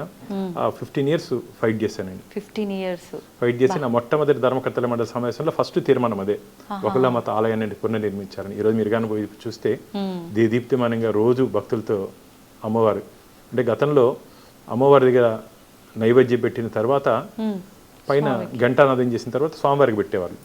ఆ చరిత్ర ఉంది ఆ ఆలయానికి. అలాంటి ఆలయంలో ఆయనకేమో వెంకటేశ్వర స్వామికి ఏమో నిత్య కళ్యాణం, పచ్చతనం, రోజు పెళ్లి, రోజు తోరణాలు. అమ్మవారి దగ్గర ఏమి లేదు. కానీ ఇప్పుడు కానీ చూస్తే చాలా బాగుంది. కానీ ఒక ప్రాచీన దేవాలయాన్ని మనం కానీ జీర్ణోద్ధరణ కానీ చేస్తే 1000 నూతన దేవాలయాలు కట్టినటువంటి ఫలితం వస్తుంది మనకు. కాబట్టి నేను మొన్న ఈవో గారికి చెప్పాను, చైర్మన్కి చెప్పాను, ఇప్పుడు ప్రిన్సిపల్ సెక్రటరీ ఎండోమెంట్స్కి చెప్పి లిస్ట్ తీస్తున్నాను. అలా మీ దృష్టిలో ఉన్న ఆలయాలు ఏంటి సార్? ఫస్ట్ మీరు ఆ పవర్ రాగానే చెయ్యాలి అనుకునే ఆలయం చాలా ఉన్నాయి మాది. ఇప్పుడు నాకు మొన్న ఇక్కడ ఒకటి వచ్చింది, మన చోళులు కట్టినటువంటి దేవాలయాలు, విజయనగర చక్రవర్తితో కట్టిన దేవాలయాలు చాలా వస్తున్నాయి. కానీ దాన్ని ఇప్పుడు లేటెస్ట్ టెక్నాలజీ దాన్ని మొత్తం డెమాలిష్ చేసి డిస్ట్రాయ్ చేసి రెస్టోర్ చేయాలమ్మా, రిమూవ్ చేయకూడదు. దయచేసి అందరూ గుర్తుపెట్టుకోండి, ప్రాచీన దేవాలయాలు చాలా గ్రామాల్లో తెలియకుండా మొత్తం పునాదులతో పాటు తొలగించేస్తున్నారు. చరిత్ర కనుమరిగిపోతుంది. ఇప్పుడు కడితే 2025లో కట్టినట్టు దేవాలయం ఉంటుంది, 500, 600, 1000 సంవత్సరాల చరిత్ర కనుమరిగిపోతుంది. కాబట్టి దాన్ని రెస్టోర్ చేయాలంటే కాకతీయ మాన్యుమెంట్స్, ఇప్పుడు ఆర్కియాలజీ సర్వే ఆఫ్ ఇండియా ఏ విధంగా పాతకాలంలో దాని ఏమంటారు వాడినటువంటి టెక్నాలజీలతో, ఈ లేటెస్ట్ సిమెంట్ ఇవన్నీ లేకుండా ఆ టెక్నాలజీ వాడి కాకతీయ మాన్యుమెంట్స్ దాదాపు ఒక 5 సంవత్సరాలు 10 సంవత్సరాల ముందు రెన్యువేట్ చేశారు. ఇంకొక 500 సంవత్సరాలు అది ఉంటుంది పదిలంగా. అట్లా ప్రాచీన ఆలయాలను కూడా మనం టెక్నాలజీతో చేసుకుంటే ఆ ప్రాచీన కట్టడం ఉంటుంది, ఆ వైబ్రేషన్స్ ఉంటుంది, మన గత చరిత్ర కూడా భవిష్యత్తు చూపించే అవకాశం. అప్పటి కట్టడాలు, ఆలయ కట్టడాల్లో కూడా ఒక జ్ఞానాన్ని తెలియచేసేవారు అని చెప్పి అంటూ ఉంటారు. కాబట్టి అవి భద్రపరచుకోవడం ముఖ్యం. కాబట్టి అందుకని ఇప్పుడు మీరు కొట్టి కట్టేస్తే 25th century 2025 టెంపుల్కి అయిపోతుంది. అప్పుడు కడితే చోళులు, విజయనగర చక్రవర్తులు, పాండాస్ వీళ్ళంతా కట్టినట్టు చరిత్ర ప్రజలకు చూపించవచ్చు. ఇవన్నీ ఎందుకు చెప్తున్నానంటే మీరు కానీ విదేశాలకు వెళ్తే ఏముండదు, ఒక చిన్న రాయి గుట్ట ఉంటుంది, దాన్ని చూపించి వాళ్ళు చరిత్ర చెప్తారు. ప్రపంచానికే జ్ఞాన భిక్ష పెట్టినటువంటి దేశం మంది, తక్షశిల, నలంద విదేశాల నుంచి వచ్చి ఇక్కడ విద్యాభ్యాసం చేసి వెళ్ళినటువంటి సందర్భం. అలాంటి విద్యాలయాలు తిరిగి ఈరోజు మనం తీసుకురావాల్సిన అవసరం ఉంది. దురదృష్టం, ఈ బ్రిటిష్ వాళ్ళు మనం పరిపాలించినటువంటి సందర్భంలో మన ఉన్నటువంటి ఎడ్యుకేషన్ సిస్టమ్ని అన్నింటినీ మార్పు చేశారు. ఎందుకంటే వారు ఇక్కడ అడుగుపెట్టిన తర్వాత భారతదేశాన్ని కొల్లగొట్టాలన్నా, భారతదేశాన్ని బలహీనపరచాలన్నా ఏం చేయాలంటే వాళ్ళ పునాదుల్ని చెరిపేయాలని చెప్పి ఒక భావనకు వచ్చిన తర్వాత మన విద్యాలయ వ్యవస్థని, మన దేవాలయాలపైన వారు దృష్టి పెట్టింది. అందుకనే మన విద్యాలయ వ్యవస్థని నాశనం చేస్తూ మెకాల విద్యా విధానాన్ని ప్రవేశపెడుతూ మనకు ఉన్నటువంటి ఆ దేశభక్తిని కానీ ఆ కమిట్మెంట్ని కానీ తగ్గిస్తూ వచ్చారు. కాబట్టి మనం రాబో రోజుల్లో విద్యాలయాలపైన అలాగే దేవాలయాలపైన ప్రత్యేక దృష్టి పెట్టి మనం ముందుకు పోతే మంచిదని చెప్పి నా భావన. సార్, ఇప్పుడు భక్తులకు సంబంధించి, దర్శనానికి సంబంధించి సామాన్యుల్లో ప్రతి ఒక్కరిలో ఉన్న ఆలోచన ఏంటి అంటే భగవంతుడు అందరికీ అందుబాటులో ఉండాలి, కానీ డబ్బులు ఉన్న వాళ్ళకు మాత్రమే అందుబాటులో ఉంటున్నాడు. ఒకప్పుడు తిరుమల అనంటే వెళ్ళి డైరెక్ట్గా ఇబ్బంది అనిపించగానే స్వామి దగ్గరికి వెళ్ళిపోయే వాళ్ళం, దర్శించుకునే వాళ్ళం, మా బాధలు చెప్పుకునే వాళ్ళం. కానీ ఇప్పుడు అలాంటి అవకాశమే లేకుండా పోయింది. కొన్ని గంటల పాటు వెయిట్ చేయాల్సి వస్తుంది. అంటే భగవంతుడు మాలాంటి వారికి అందుబాటులో ఉంచట్లేదా అనే ప్రశ్న ప్రతి ఒక్కరిలో ఉంది సార్. దాని గురించి గోవిందుడు కొందరివాడు కాదు, అందరివాడు. ఖచ్చితంగా గోవింద అందరివాడు. నేను ఇదే స్వామీజీని అడిగా, ఒక పెద్ద స్వామీజీని, స్వామీజీ మాకైతే బాధగా ఉంది, మేమైతే దేవుని దగ్గర నుంచి చూసుకుంటున్నాం, స్వామివారిని గంటల తరబట్టి క్యూ లైన్లో నిలబడి బస్ స్టాండ్లో, రైల్వే స్టేషన్లో ఇంటి నుంచి బయలుదేరేపటి నుంచి ఆ స్వామివారిని రెప్పపాటు చూస్తే చాలని చెప్పి వస్తున్నట్టు గోవింద భక్తుల్ని దాదాపు 20 గంటలు దర్శనం అవుతుంది. కానీ వాళ్ళకి ఎక్కువసేపు దర్శనం కలిగించలేకపోతున్నాం. ఎందుకంటే మేము వీళ్ళందరినీ కులశేఖరపాడి వరకు పంపిస్తే ఇప్పుడు 20 గంటలు 30 గంటల దర్శనం 80 గంటలు అవుతుంది, 3-4 రోజులు అవుతుంది. అట్లీస్ట్ వాళ్ళకి స్వామివారిని చూసే తృప్తన్న జైవేజల నుంచి కలుగుతుంది. ఇప్పుడు కొద్దిగా బాధగా ఉంచామంటే చెప్పాడు, పిచ్చోడా నువ్వు దగ్గర పోయినావని చెప్పి నేను ఏదో చూసి ఆశీర్వదిస్తాను, నువ్వు సంబరపడిపోకు, స్వామివారి చూపు అంతా వారి మీద ఉంటుంది, అరే నా కోసం కష్టపడి వచ్చారని చెప్పి స్వామివారి చల్లని చూపు వారి మీద ఉంటుంది, కాబట్టి నువ్వు ఇన్ని కష్టాలు ఓర్చి వచ్చినా సరే తిరిగి స్వామివారి దగ్గరకు వస్తున్నారంటే కోరిన కోరికలు తీర్చే కొంగు బంగారు వెంకటేశ్వర స్వామి. కాబట్టి వచ్చినట్టు భక్తులు కోరుకుంటే కోరికలన్నీ తీర్చేసి మళ్ళీ పిలుచుకుంటున్నాడు. వారు కష్టపడి వచ్చుంటే ఖచ్చితంగా మళ్ళీ వచ్చే అవకాశం లేదు. కానీ భక్తులు కష్టాలని, వారి ఇష్టాలని తెలుసుకున్నాం. రాబో రోజుల్లో నేను మొన్న చెప్పడం జరిగింది టీటీడీ అధికారులకి, టీటీడీ రాబో రోజుల్లో 1,00,000-1,50,000 భక్తుల్ని ఒకే చోట, ఇప్పుడు మీరు కానీ గమనించినట్లయితే ఎయిర్పోర్ట్స్ ఉదయం నుంచి రాత్రి వరకు 1,00,000-1,50,000 మంది ప్యాసింజర్స్ని హ్యాండిల్ చేసే ఎయిర్పోర్ట్స్ వచ్చేసాయి. ఇప్పుడు మనం ఎందుకు హ్యాండిల్ చేయలేం? టీటీడీ ఎయిర్పోర్ట్స్ హ్యాండిల్ చేసేటప్పుడు ఇది ప్రపంచంలో అది పెద్ద దేవస్థానం, మనం ఎందుకు హ్యాండిల్ చేయని చెప్పి ఆలోచనతో అధికారులతో మాట్లాడడం జరిగింది. మా నెక్స్ట్ ప్రాజెక్ట్ మన సీఎం గారు వచ్చినప్పుడు కూడా నేను వారి దృష్టికి తీసుకుని వెళ్ళా, అన్న ఎన్టీ రామారావు గారు వైకుంఠ క్యూ కాంప్లెక్స్ని కట్టారన్న, అది సరిపోవట్లేదు, ఒక 20-30 వేల మందికి ఉంది, మనకి ఇప్పుడు 80,000 మంది వస్తున్నారు, భవిష్యత్తులో ఇంకా ఒక 40-50 వేల మంది పెరిగే అవకాశం ఉంది, కాబట్టి 1,00,000 మంది కెపాసిటీతో మనం ఒక పిలిగ్రిమ్ అమ్యూనిటీస్ కాంప్లెక్స్ మారిగా ఒకటి నిర్మిస్తే బాగుంటుందని చెప్పి వారికి చెప్పడం జరిగింది. అధికారులు కూడా చెప్పడం జరిగింది. సానుకూలంగా వారు స్పందించారు. రాబో రోజులు ఏ భక్తులు కూడా చల్లు వనకుండా, ఎండకి ఎండకుండా, ఆకలికి బాధపడకుండా అందరూ కలిసి ఒకే సముదాయంలోకి లోపలికి వస్తే ఒక ఆధ్యాత్మిక అనుభూతి రావాలి వాళ్ళకి. అక్కడ లైబ్రరీస్ కానీ, ఆధ్యాత్మిక విజువల్స్ కానీ, దీనికి సంబంధించి అన్ని విజువల్స్ వచ్చేటట్టు ప్లాన్ చేస్తున్నాం. అది తొందరగా నాకు తెలిసి ఈ ఉన్నటువంటి 1 సంవత్సరం ఏడాదిలోనే దానికి భూమి పూజ చేయాలని చెప్పి అనుకుంటున్నాం. 3-4 సంవత్సరాలు అది పూర్తయితే ఖచ్చితంగా కలియుగ వైకుంఠంగా అని చెప్పి భావిస్తూ కొండకు వస్తారు. ఆ వైకుంఠం ఎలా ఉంటుందో చూపించాలని చెప్పి కోరికతో మేమున్నాం. వస్తుంటే భక్తులు ఎటువంటి ఇబ్బంది పడకుండా ఖచ్చితంగా చేయాలని చెప్పి ఒక దృఢ సంకల్పంతో మేమున్నాం. ఆ స్వామివారి ఆశీర్వాదం, గోవిందుడు వెంకటేశ్వర స్వామి ఆశీర్వాదం ఖచ్చితంగా ఈ అన్ని పనులు చేసేదానికి వారు ఇవ్వాలని చెప్పి. అంతేకాకుండా మీరు అన్నారు ఇంతకుముందు వస్తుంటే భక్తులు కష్టాలు పడుతున్నారని, కానీ వస్తుంటే భక్తులు అందరికీ మీరు కానీ గమనించినట్టయితే తరిగొండ వెంగమాంబ అన్నప్రసాద కేంద్రంలో దాదాపు 70-80 వేల మందికి నిత్య అన్న ప్రసాదం ఇస్తున్నాం. నేను కొండకి వెళ్ళినప్పుడు కూడా ఖచ్చితంగా ఒక పూట అక్కడికి పోయి తినొస్తా. మన ఇంట్లో కన్నా బాగుంటుందమ్మా, మన ఇంట్లో కన్నా బాగుంటుంది, అంత బాగా స్వామివారి ప్రసాదం ఇస్తాం. క్యూ లైన్లో అల్పాహారం, పాలు ఇవన్నీ భక్తులకి అందజేస్తున్నాం. కానీ మీరు చెప్పినట్టు గతంలో మేము చిన్నప్పుడు 30,000 మంది భక్తులు స్వామివారిని దర్శించుకునే దానికి వచ్చేవారు, ఈజీగా దర్శనం అయిపోయేది. అందరూ కులశేఖర దాదాపు 30 years బ్యాక్. ఈ రోజు దాదాపు 80,000 మంది వస్తున్నారు. శనివారం ఆదివారం అయితే దాదాపు 1,50,000 వస్తున్నారు. మనకు గుళ్ళో సుప్రభాత సేవ నుంచి ఏకాంత సేవ వరకు స్వామివారి కైంకర్యాలు తీసేస్తే 19 గంటలు మాత్రమే భక్తులకి మనం దర్శనం కలిగించే అవకాశం ఉంది. అది కూడా లఘు దర్శనంతో దర్శనం చేస్తే దాదాపు 4,500 మందికి దర్శనం చేసే అవకాశం ఉంది. కాబట్టి మ్యాక్సిమం 80,000 మందికి మనం దర్శనం చేయించవచ్చు. ఓకే. కాబట్టి మాకు కూడా అందరికీ మంచి దర్శనం చేయించాలని చెప్పి కోరుకుంది. కానీ అందరినీ లోపలికి కానీ కులశేఖర పడి వరకు రాముడు మేడ వరకు కానీ పంపిస్తే ఇంకా దర్శనం 80-90 గంటలు అయ్యే ప్రమాదం ఉంది. కాబట్టి వచ్చినటువంటి భక్తులు తృప్తిగా చూసే విధంగా ఏ విధంగా చేయాలో ఖచ్చితంగా ఆ విధంగా మేము చేసేదానికి, ఆ ఒక్కసారి కొండకు వచ్చిన తర్వాత ఏ భక్తులు కూడా ఇబ్బంది పడకుండా ఏ విధంగా ఉండాలో ఆలోచనతో ముందుకు పోయే దిశగా మా ధర్మకర్తల మండలి మేము ప్రయత్నం చేస్తున్నాం. ఖచ్చితంగా రాబో రోజుల్లో దాంట్లో మేము ఒక విజయవంతమైన ఆలోచనతో మేము ముందుకు వస్తామని చెప్పి గట్టి విశ్వాసం నమ్మకం నాకుంది. ఇప్పుడు మీరు అన్నట్టుగా తృప్తిగా స్వామిని చూసుకునే అవకాశాలు కల్పించబోతున్నారు అన్నారు. ప్రస్తుతం తీసుకుంటే సార్, అంటే విఐపీస్ పెద్ద పెద్ద పలుకుబడి ఉన్న వాళ్ళు వస్తే వాళ్ళని 15-20 నిమిషాలైనా నిలబెట్టి చూయిస్తే రాని ఇబ్బంది నార్మల్గా వచ్చిన భక్తుల విషయంలో వచ్చేసరికి సెక్యూరిటీ వాళ్ళు తోసి పడేస్తారంటే వీళ్ళకి ఏమైపోతుంది ఏందో కూడా పట్టించుకోకుండా తోసి పడేయడం ఎంతవరకు కరెక్ట్? అది చాలా తప్పమ్మా. భగవంతుని తోసే హక్కు మనకు లేదు. భగవంతుడి దగ్గరికి రావాలి, భగవంతుని ఆశీర్వాదం కావాలని చెప్పేసి భక్తులకి తోసే హక్కు మాకు లేదు. అది చాలా తప్పు, అలా చేయకూడదు. నేను కూడా చాలా సందర్భాల్లో చెప్పడం జరిగింది. అక్కడ శ్రీవారి సేవకులు ఉంటారు, మీరు ఆ భక్తుడు రూపంలో మీరు వస్తే మిమ్మల్ని ఎవరన్నా తోస్తే ఎట్టుంటది.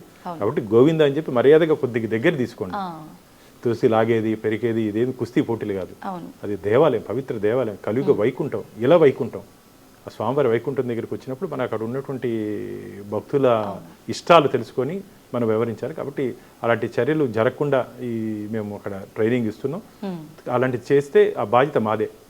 శ్రీవారి సేవకులు చేసినా సరే దాని బాధ్యత మాదే అంటున్నాను. ఎందుకంటే అక్కడ నుండి కస్టోడియన్స్గా మాది కూడా తప్పులో మాది కూడా తప్పు ఉంటుంది. కాబట్టి వాళ్ళు కూడా మీ ద్వారా హెచ్చరిస్తున్నాం.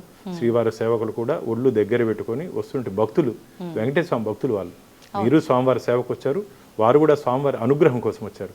సేవకు వచ్చారు కదా అని చెప్పి వాళ్ళని లాగేది తోసేది చేయొద్దండి. మీరు కూడా స్వామివారి సేవకు స్వామి భక్తితో వచ్చారు. కాబట్టి వచ్చి ఉంటే భక్తులు కూడా అదే భక్తి శ్రద్ధలతో గోవింద అని చెప్పి నెమ్మదిగా వారిని తీసుకుంటే తప్ప లాగేది తోసే వ్యవహారాలు దయచేసి ఎవరు చేయొద్దని చెప్పి మీ ద్వారా చెప్తున్నాను. సార్, కాలినడకన వచ్చే భక్తుల విషయానికి వస్తే ముందర ఉన్నదానికి ఇప్పటికీ చాలా డెవలప్మెంట్ అనేది కనిపిస్తోంది. ఇంకా ముందు ఇంకేమైనా చేయబోతున్నారా ప్రత్యేకించి ఆ భక్తుల కోసం? స్వామివారికి అడుగడుగు దండాలవాడ గోవింద అని అంటారు.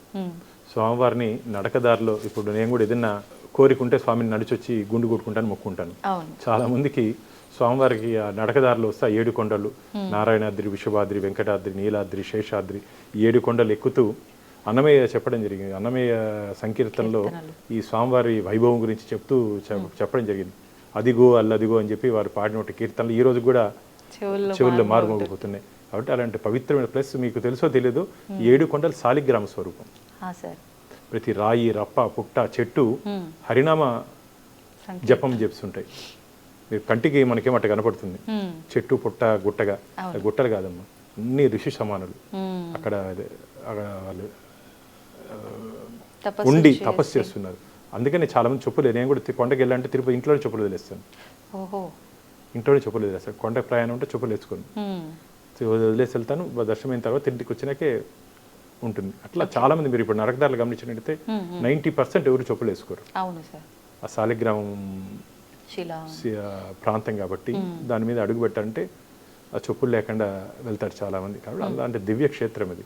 కాబట్టి మీరు చెప్పినట్టు వస్తుంటే భక్తుల ఇబ్బందులు ఖచ్చితంగా మేము గుర్తించాం. నడకదారిలో ఉన్నటువంటి చిరుత దాడిది కొద్దిగా ఇబ్బంది ఉంది. ఇది వరాహ క్షేత్రం అమ్మ. వరాహస్వామి వెంకటేశ్వర స్వామికి ఇచ్చిన క్షేత్రం. అటవీ ప్రాంతంలో మనం ఉన్నాం. అంటే అటవీ జంతువులు జీవిస్తుంటే ప్రదేశంలో మనం ఉన్నాం.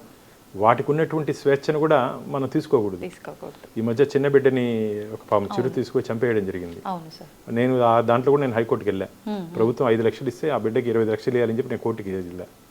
అదనంగా ఒక 10 లక్షలు ఇప్పించాను ఆ బిడ్డకి, ఆ తల్లిదండ్రులకి. ఇంకో 10 లక్షల కోసం ప్రయత్నం చేస్తున్నా, కోర్టులో ఉంది ఇంకా స్టిల్ పెండింగ్. కాబట్టి వస్తుంటే భక్తులు అందుకని జాగ్రత్తలు తీసుకున్నాం. కాబట్టి ఏ విధంగా జాగ్రత్తలు తీసుకోవాలో ఆ విధంగా జాగ్రత్తలు తీసుకుంటూ భక్తుల భద్రతే మాకు ముఖ్యం. కాబట్టి భక్తుల భద్రతని దృష్టిలో పెట్టుకొని ఆ 7 కొండలు ఎక్కే ప్రతి భక్తుడికి ఎటువంటి ఇబ్బంది రాకుండా ఏ విధంగా చర్యలు చేయాలో అది మేము తీసుకుంటున్నాం. ఖచ్చితంగా ఇప్పుడైతే మేము ఎటువంటి ఇబ్బంది లేకుండా నడకదారిలో ఉన్నటువంటి సౌకర్యాలన్నీ కల్పిస్తున్నాం. టాయిలెట్స్ కానీ, హెల్త్ క్లినిక్స్ కానీ, ఎమర్జెన్సీ క్లినిక్స్ కానీ అన్నీ పెట్టాం. ఏ భక్తుడు ఇబ్బంది పడకుండా వెళ్ళే అవకాశం ఇప్పుడు కల్పిస్తున్నాం. ఓకే. ఇప్పుడు అంటే గోపురం పైనుంచి విమానం వెళ్ళటము ఇదంతా కూడా అంటే ఇష్యూ మనం వినున్నాం సార్. ఇదంతా అంటే భగవంతుడి ప్రాంగణంలో ఇదంతా జరగటం అనేది ఇతర మతస్థులు కావాలని చేసిన విశేషాలేమో ఇవన్నీ కూడా అని చెప్పి కొన్ని పుకార్లు అయితే పుట్టాయి సార్. దాని గురించి ఏం చెప్తారు? అంటే వైఖానస ఆగమ పద్ధతిలో మనకు నిత్య పూజా విధానాలు కైంకర్యాలు మనకు తిరుమల జరుగుతున్నాయి. మనకు వైఖానస ఆగమం ఏం చెప్తుందంటే విమాన ప్రాకారం పైన ఎటువంటి వస్తువు కూడా ప్రయాణం చేయకూడదు. విమానాలు కూడా వస్తువే కాబట్టి అది కూడా ఒక ఆబ్జెక్టే కాబట్టి అది కూడా ప్రయాణం చేయకూడదు. దాని మీద ఇప్పటికే టీటీమల తిరుపతి దేవస్థానాలు సివిల్ ఏవియేషన్ మంత్రికి ఒక లెటర్ కూడా ఇవ్వడం జరిగింది. ఆ నో ఫ్లై జోన్గా చేయాలని చెప్పి ఒక ప్రయత్నం చేస్తున్నాం. కానీ కొన్ని ఏదో టెక్నికల్ రీజన్స్ వల్ల అది పోస్ట్పోన్ అవుతా ఉంది. ఖచ్చితంగా ఎందుకంటే విశ్వాన్నే నడిపే వెంకటేశ్వరుడు మీద ఎవరు ప్రయాణం చేయకూడదని చెప్పి మేము కూడా దృఢ సంకల్పంతో ఉన్నాం. ఖచ్చితంగా పైన నుండి అధికారులతో మాట్లాడి అక్కడ నుండి విమాన ప్రాకారం మీద ఎటువంటి విమానాలు వెళ్లకుండా ప్రయత్నం ఖచ్చితంగా చేస్తాం. ఓకే. ఇప్పుడు సాధారణంగానే మీరు చెప్పినట్టు ఒకప్పటికి ఇప్పటికీ దాదాపు కొన్ని లక్షల మంది దర్శనానికి వస్తున్న ప్రదేశం ఏదైనా ఉంది అని అంటే అది టీటీడీనే, ఇంకా వేరే చెప్పక్కర్లేదు. అయితే విడి రోజుల్లోనే భక్తుల రద్దీ ఈ రకంగా ఉండి అంటే అక్కడ ఉండే సెక్యూరిటీ వాళ్ళు కూడా అదుపు చేయలేని స్థితిలో ఉంటుంది. ఇంకా స్పెషల్ రోజుల్లో అయితే ఇంకా బీభత్సంగా ఉంటుంది సార్, చెప్పక్కర్లేదు. అటువంటి సందర్భాల్లో ఎలాంటి జాగ్రత్తలు తీసుకుంటూ ఉంటారు విశేషంగా? అంటే చాలామంది పాపం వైకుంఠ ఏకాదశి, గరుడు సేవ ఇలాంటి సందర్భాల్లో స్వామివారిని వచ్చి చూడాలి, స్వామివారి కృపా కటాక్షం మా మీద ఉండాలని చెప్పి అనుకుంటారు. కానీ కలియుగ ప్రత్యక్ష దైవం వెంకటేశ్వర స్వామి. ఇక్కడ ఉండేది వెంకటేశ్వర స్వామి. 365 రోజులు వారి కృప దీవెనలు అభయహస్తంతో ఉంటాడు స్వామి. కాబట్టి ఏ రోజు వచ్చినా ఒకే ఫలితం దక్కుతుంది. ఆ రోజు వచ్చినంత మాత్రం అదనంగా ఫలితం వస్తుంది, డైరెక్ట్గా స్వర్గానికి పోతాం అట్టంతా ఏం లేదు. ఖచ్చితంగా ఈ క్షేత్రానికి ఏ రోజు స్వామిని వారిని చూసినా అదే ఆశీర్వాదం స్వామివారి నుంచి దక్కుతుంది అని ఒక తృప్తితో భక్తులు కానీ రాగలిగితే. ఎందుకంటే వైకుంఠ ఏకాదశి మా అందరికి మేము ఫోన్లు ఆఫ్ చేసుకోవాలి ఆ రోజు, అంత ఒత్తిడి ఉంటుంది. బ్రహ్మోత్సవాలు, గరుడు సేవ ఇవన్నీ తీవ్రమైన ఒత్తిడి ఉంటుంది. ఎందుకంటే మా కెపాసిటీ, మనం అంతా మానవులమ్మా, మనమేమి దేవుళ్ళు కాదు. అదే మా దగ్గర మంత్ర దండం ఏముండదు, హోమ్ ఫట్ అంటే జరిగిపోయేదాన్ని. మన ప్రయత్నం, మన మానవ ప్రయత్నం అందరం కలిసి ప్రయత్నం చేస్తేనే ఏదైనా విజయవంతం అవుతుంది, సాధ్యమవుతుంది. ఇప్పుడు మాకు 2 లక్షల కెపాసిటీ, 5 లక్షల మంది వస్తే ఎట్లా హ్యాండిల్ చేస్తాం చెప్పండి. మన దురదృష్టం లాస్ట్ వైకుంఠ ఏకాదశికి జరగడానికి సంఘటన జరిగింది. స్వామివారి దగ్గరికి వచ్చినప్పుడు ఆ వచ్చినట్టు భక్తుల భద్రత తీసుకోవాల్సిన బాధ్యత మా మీద ఉంది. కానీ దాంట్లో నడుచుకోవాల్సిన బాధ్యత కూడా భక్తుల మీద ఉంది. మనకి టీటీడీ ఇచ్చినట్టు గైడ్ లైన్స్ని ఎందుకోసం చెప్తాం, భక్తుల కోసం చెప్తాం. కానీ మీరు చెప్పినట్టు ఆ విఐపి కల్చర్ని ఖచ్చితంగా తగ్గించాల్సిన అవసరం ఉంది. విఐపికి రెడ్ కార్పెట్ వేసి చేయడం ఖచ్చితంగా తగ్గించాల్సిన అవసరం ఉంది. ఇప్పుడు ఆ మార్పుకి ఈ ప్రభుత్వం శ్రీకారం చుట్టింది. గతంలో ఉన్నటువంటి ప్రివిలేజ్ మా బోర్డుకి చాలా తగ్గించేశారు.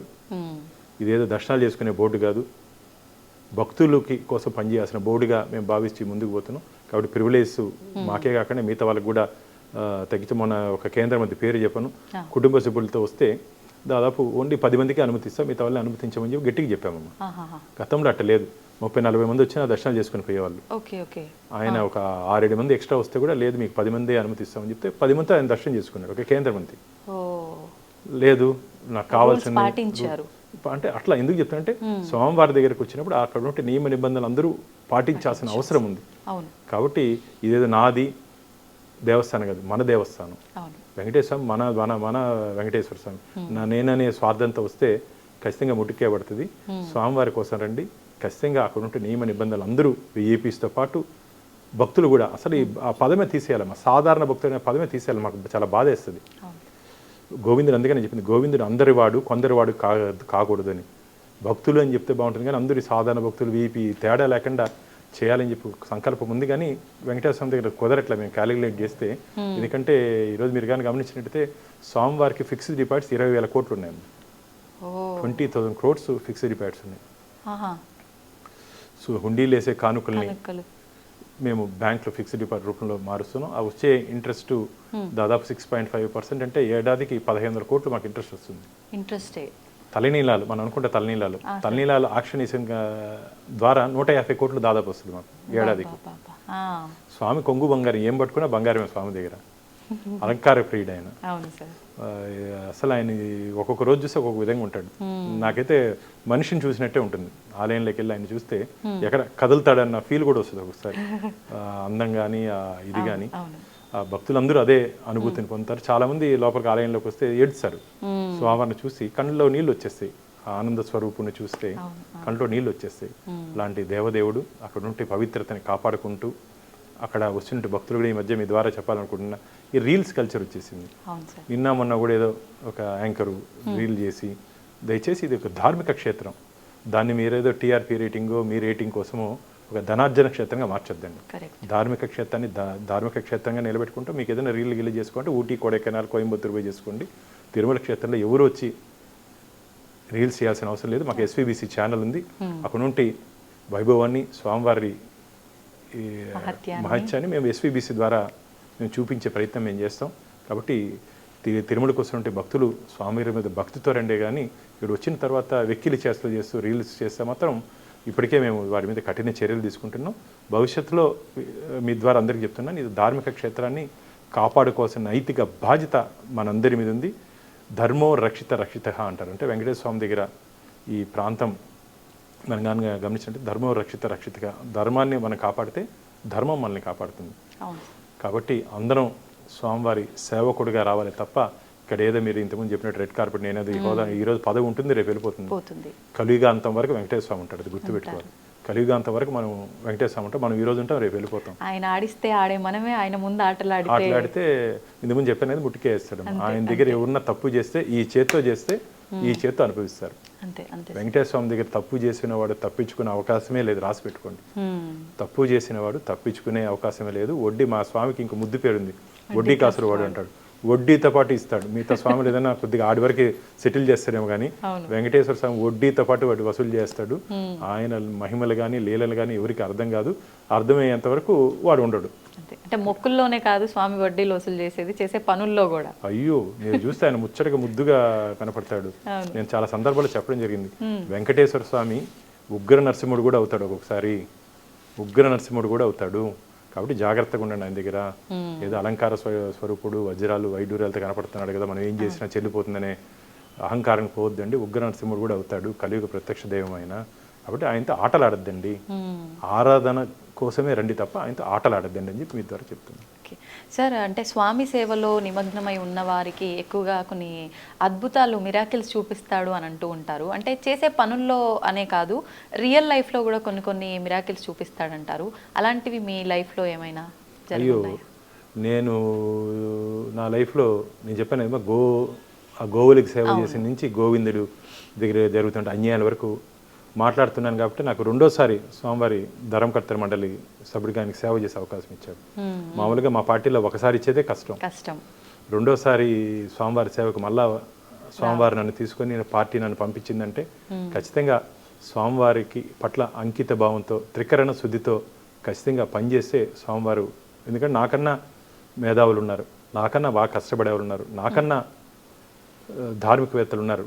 కానీ భగవంతుడు నాకు రెండోసారి అవకాశం ఇచ్చాడంటే ఏదో ఇంకా పని, నేను చేయాల్సిన పని ఉందని నేను భావిస్తున్నా. కాబట్టి ఆ ఏమేమి పని పెండింగ్ ఉందో ఖచ్చితంగా పూర్తి చేసి, స్వామివారి సేవలు పూర్తి చేసి ఈ ఏడాది కాలంలో ఇంకో శ్రీవారి వైద్య సేవ అని ఇంకొక ఇంతకుముందు మీరు చెప్పిన తర్వాత ఈ ఏజెన్సీ ప్రాంతాల్లో వైద్యానికి నోచుకోలేకుండా ఏజెన్సీ ప్రాంతాల్లో గిరిజన బిడ్డలు ఇబ్బంది పడుతున్నారు. నేను మన శ్రీశైలం పోయినప్పుడు నేను ఐడెంటిఫై చేశాను.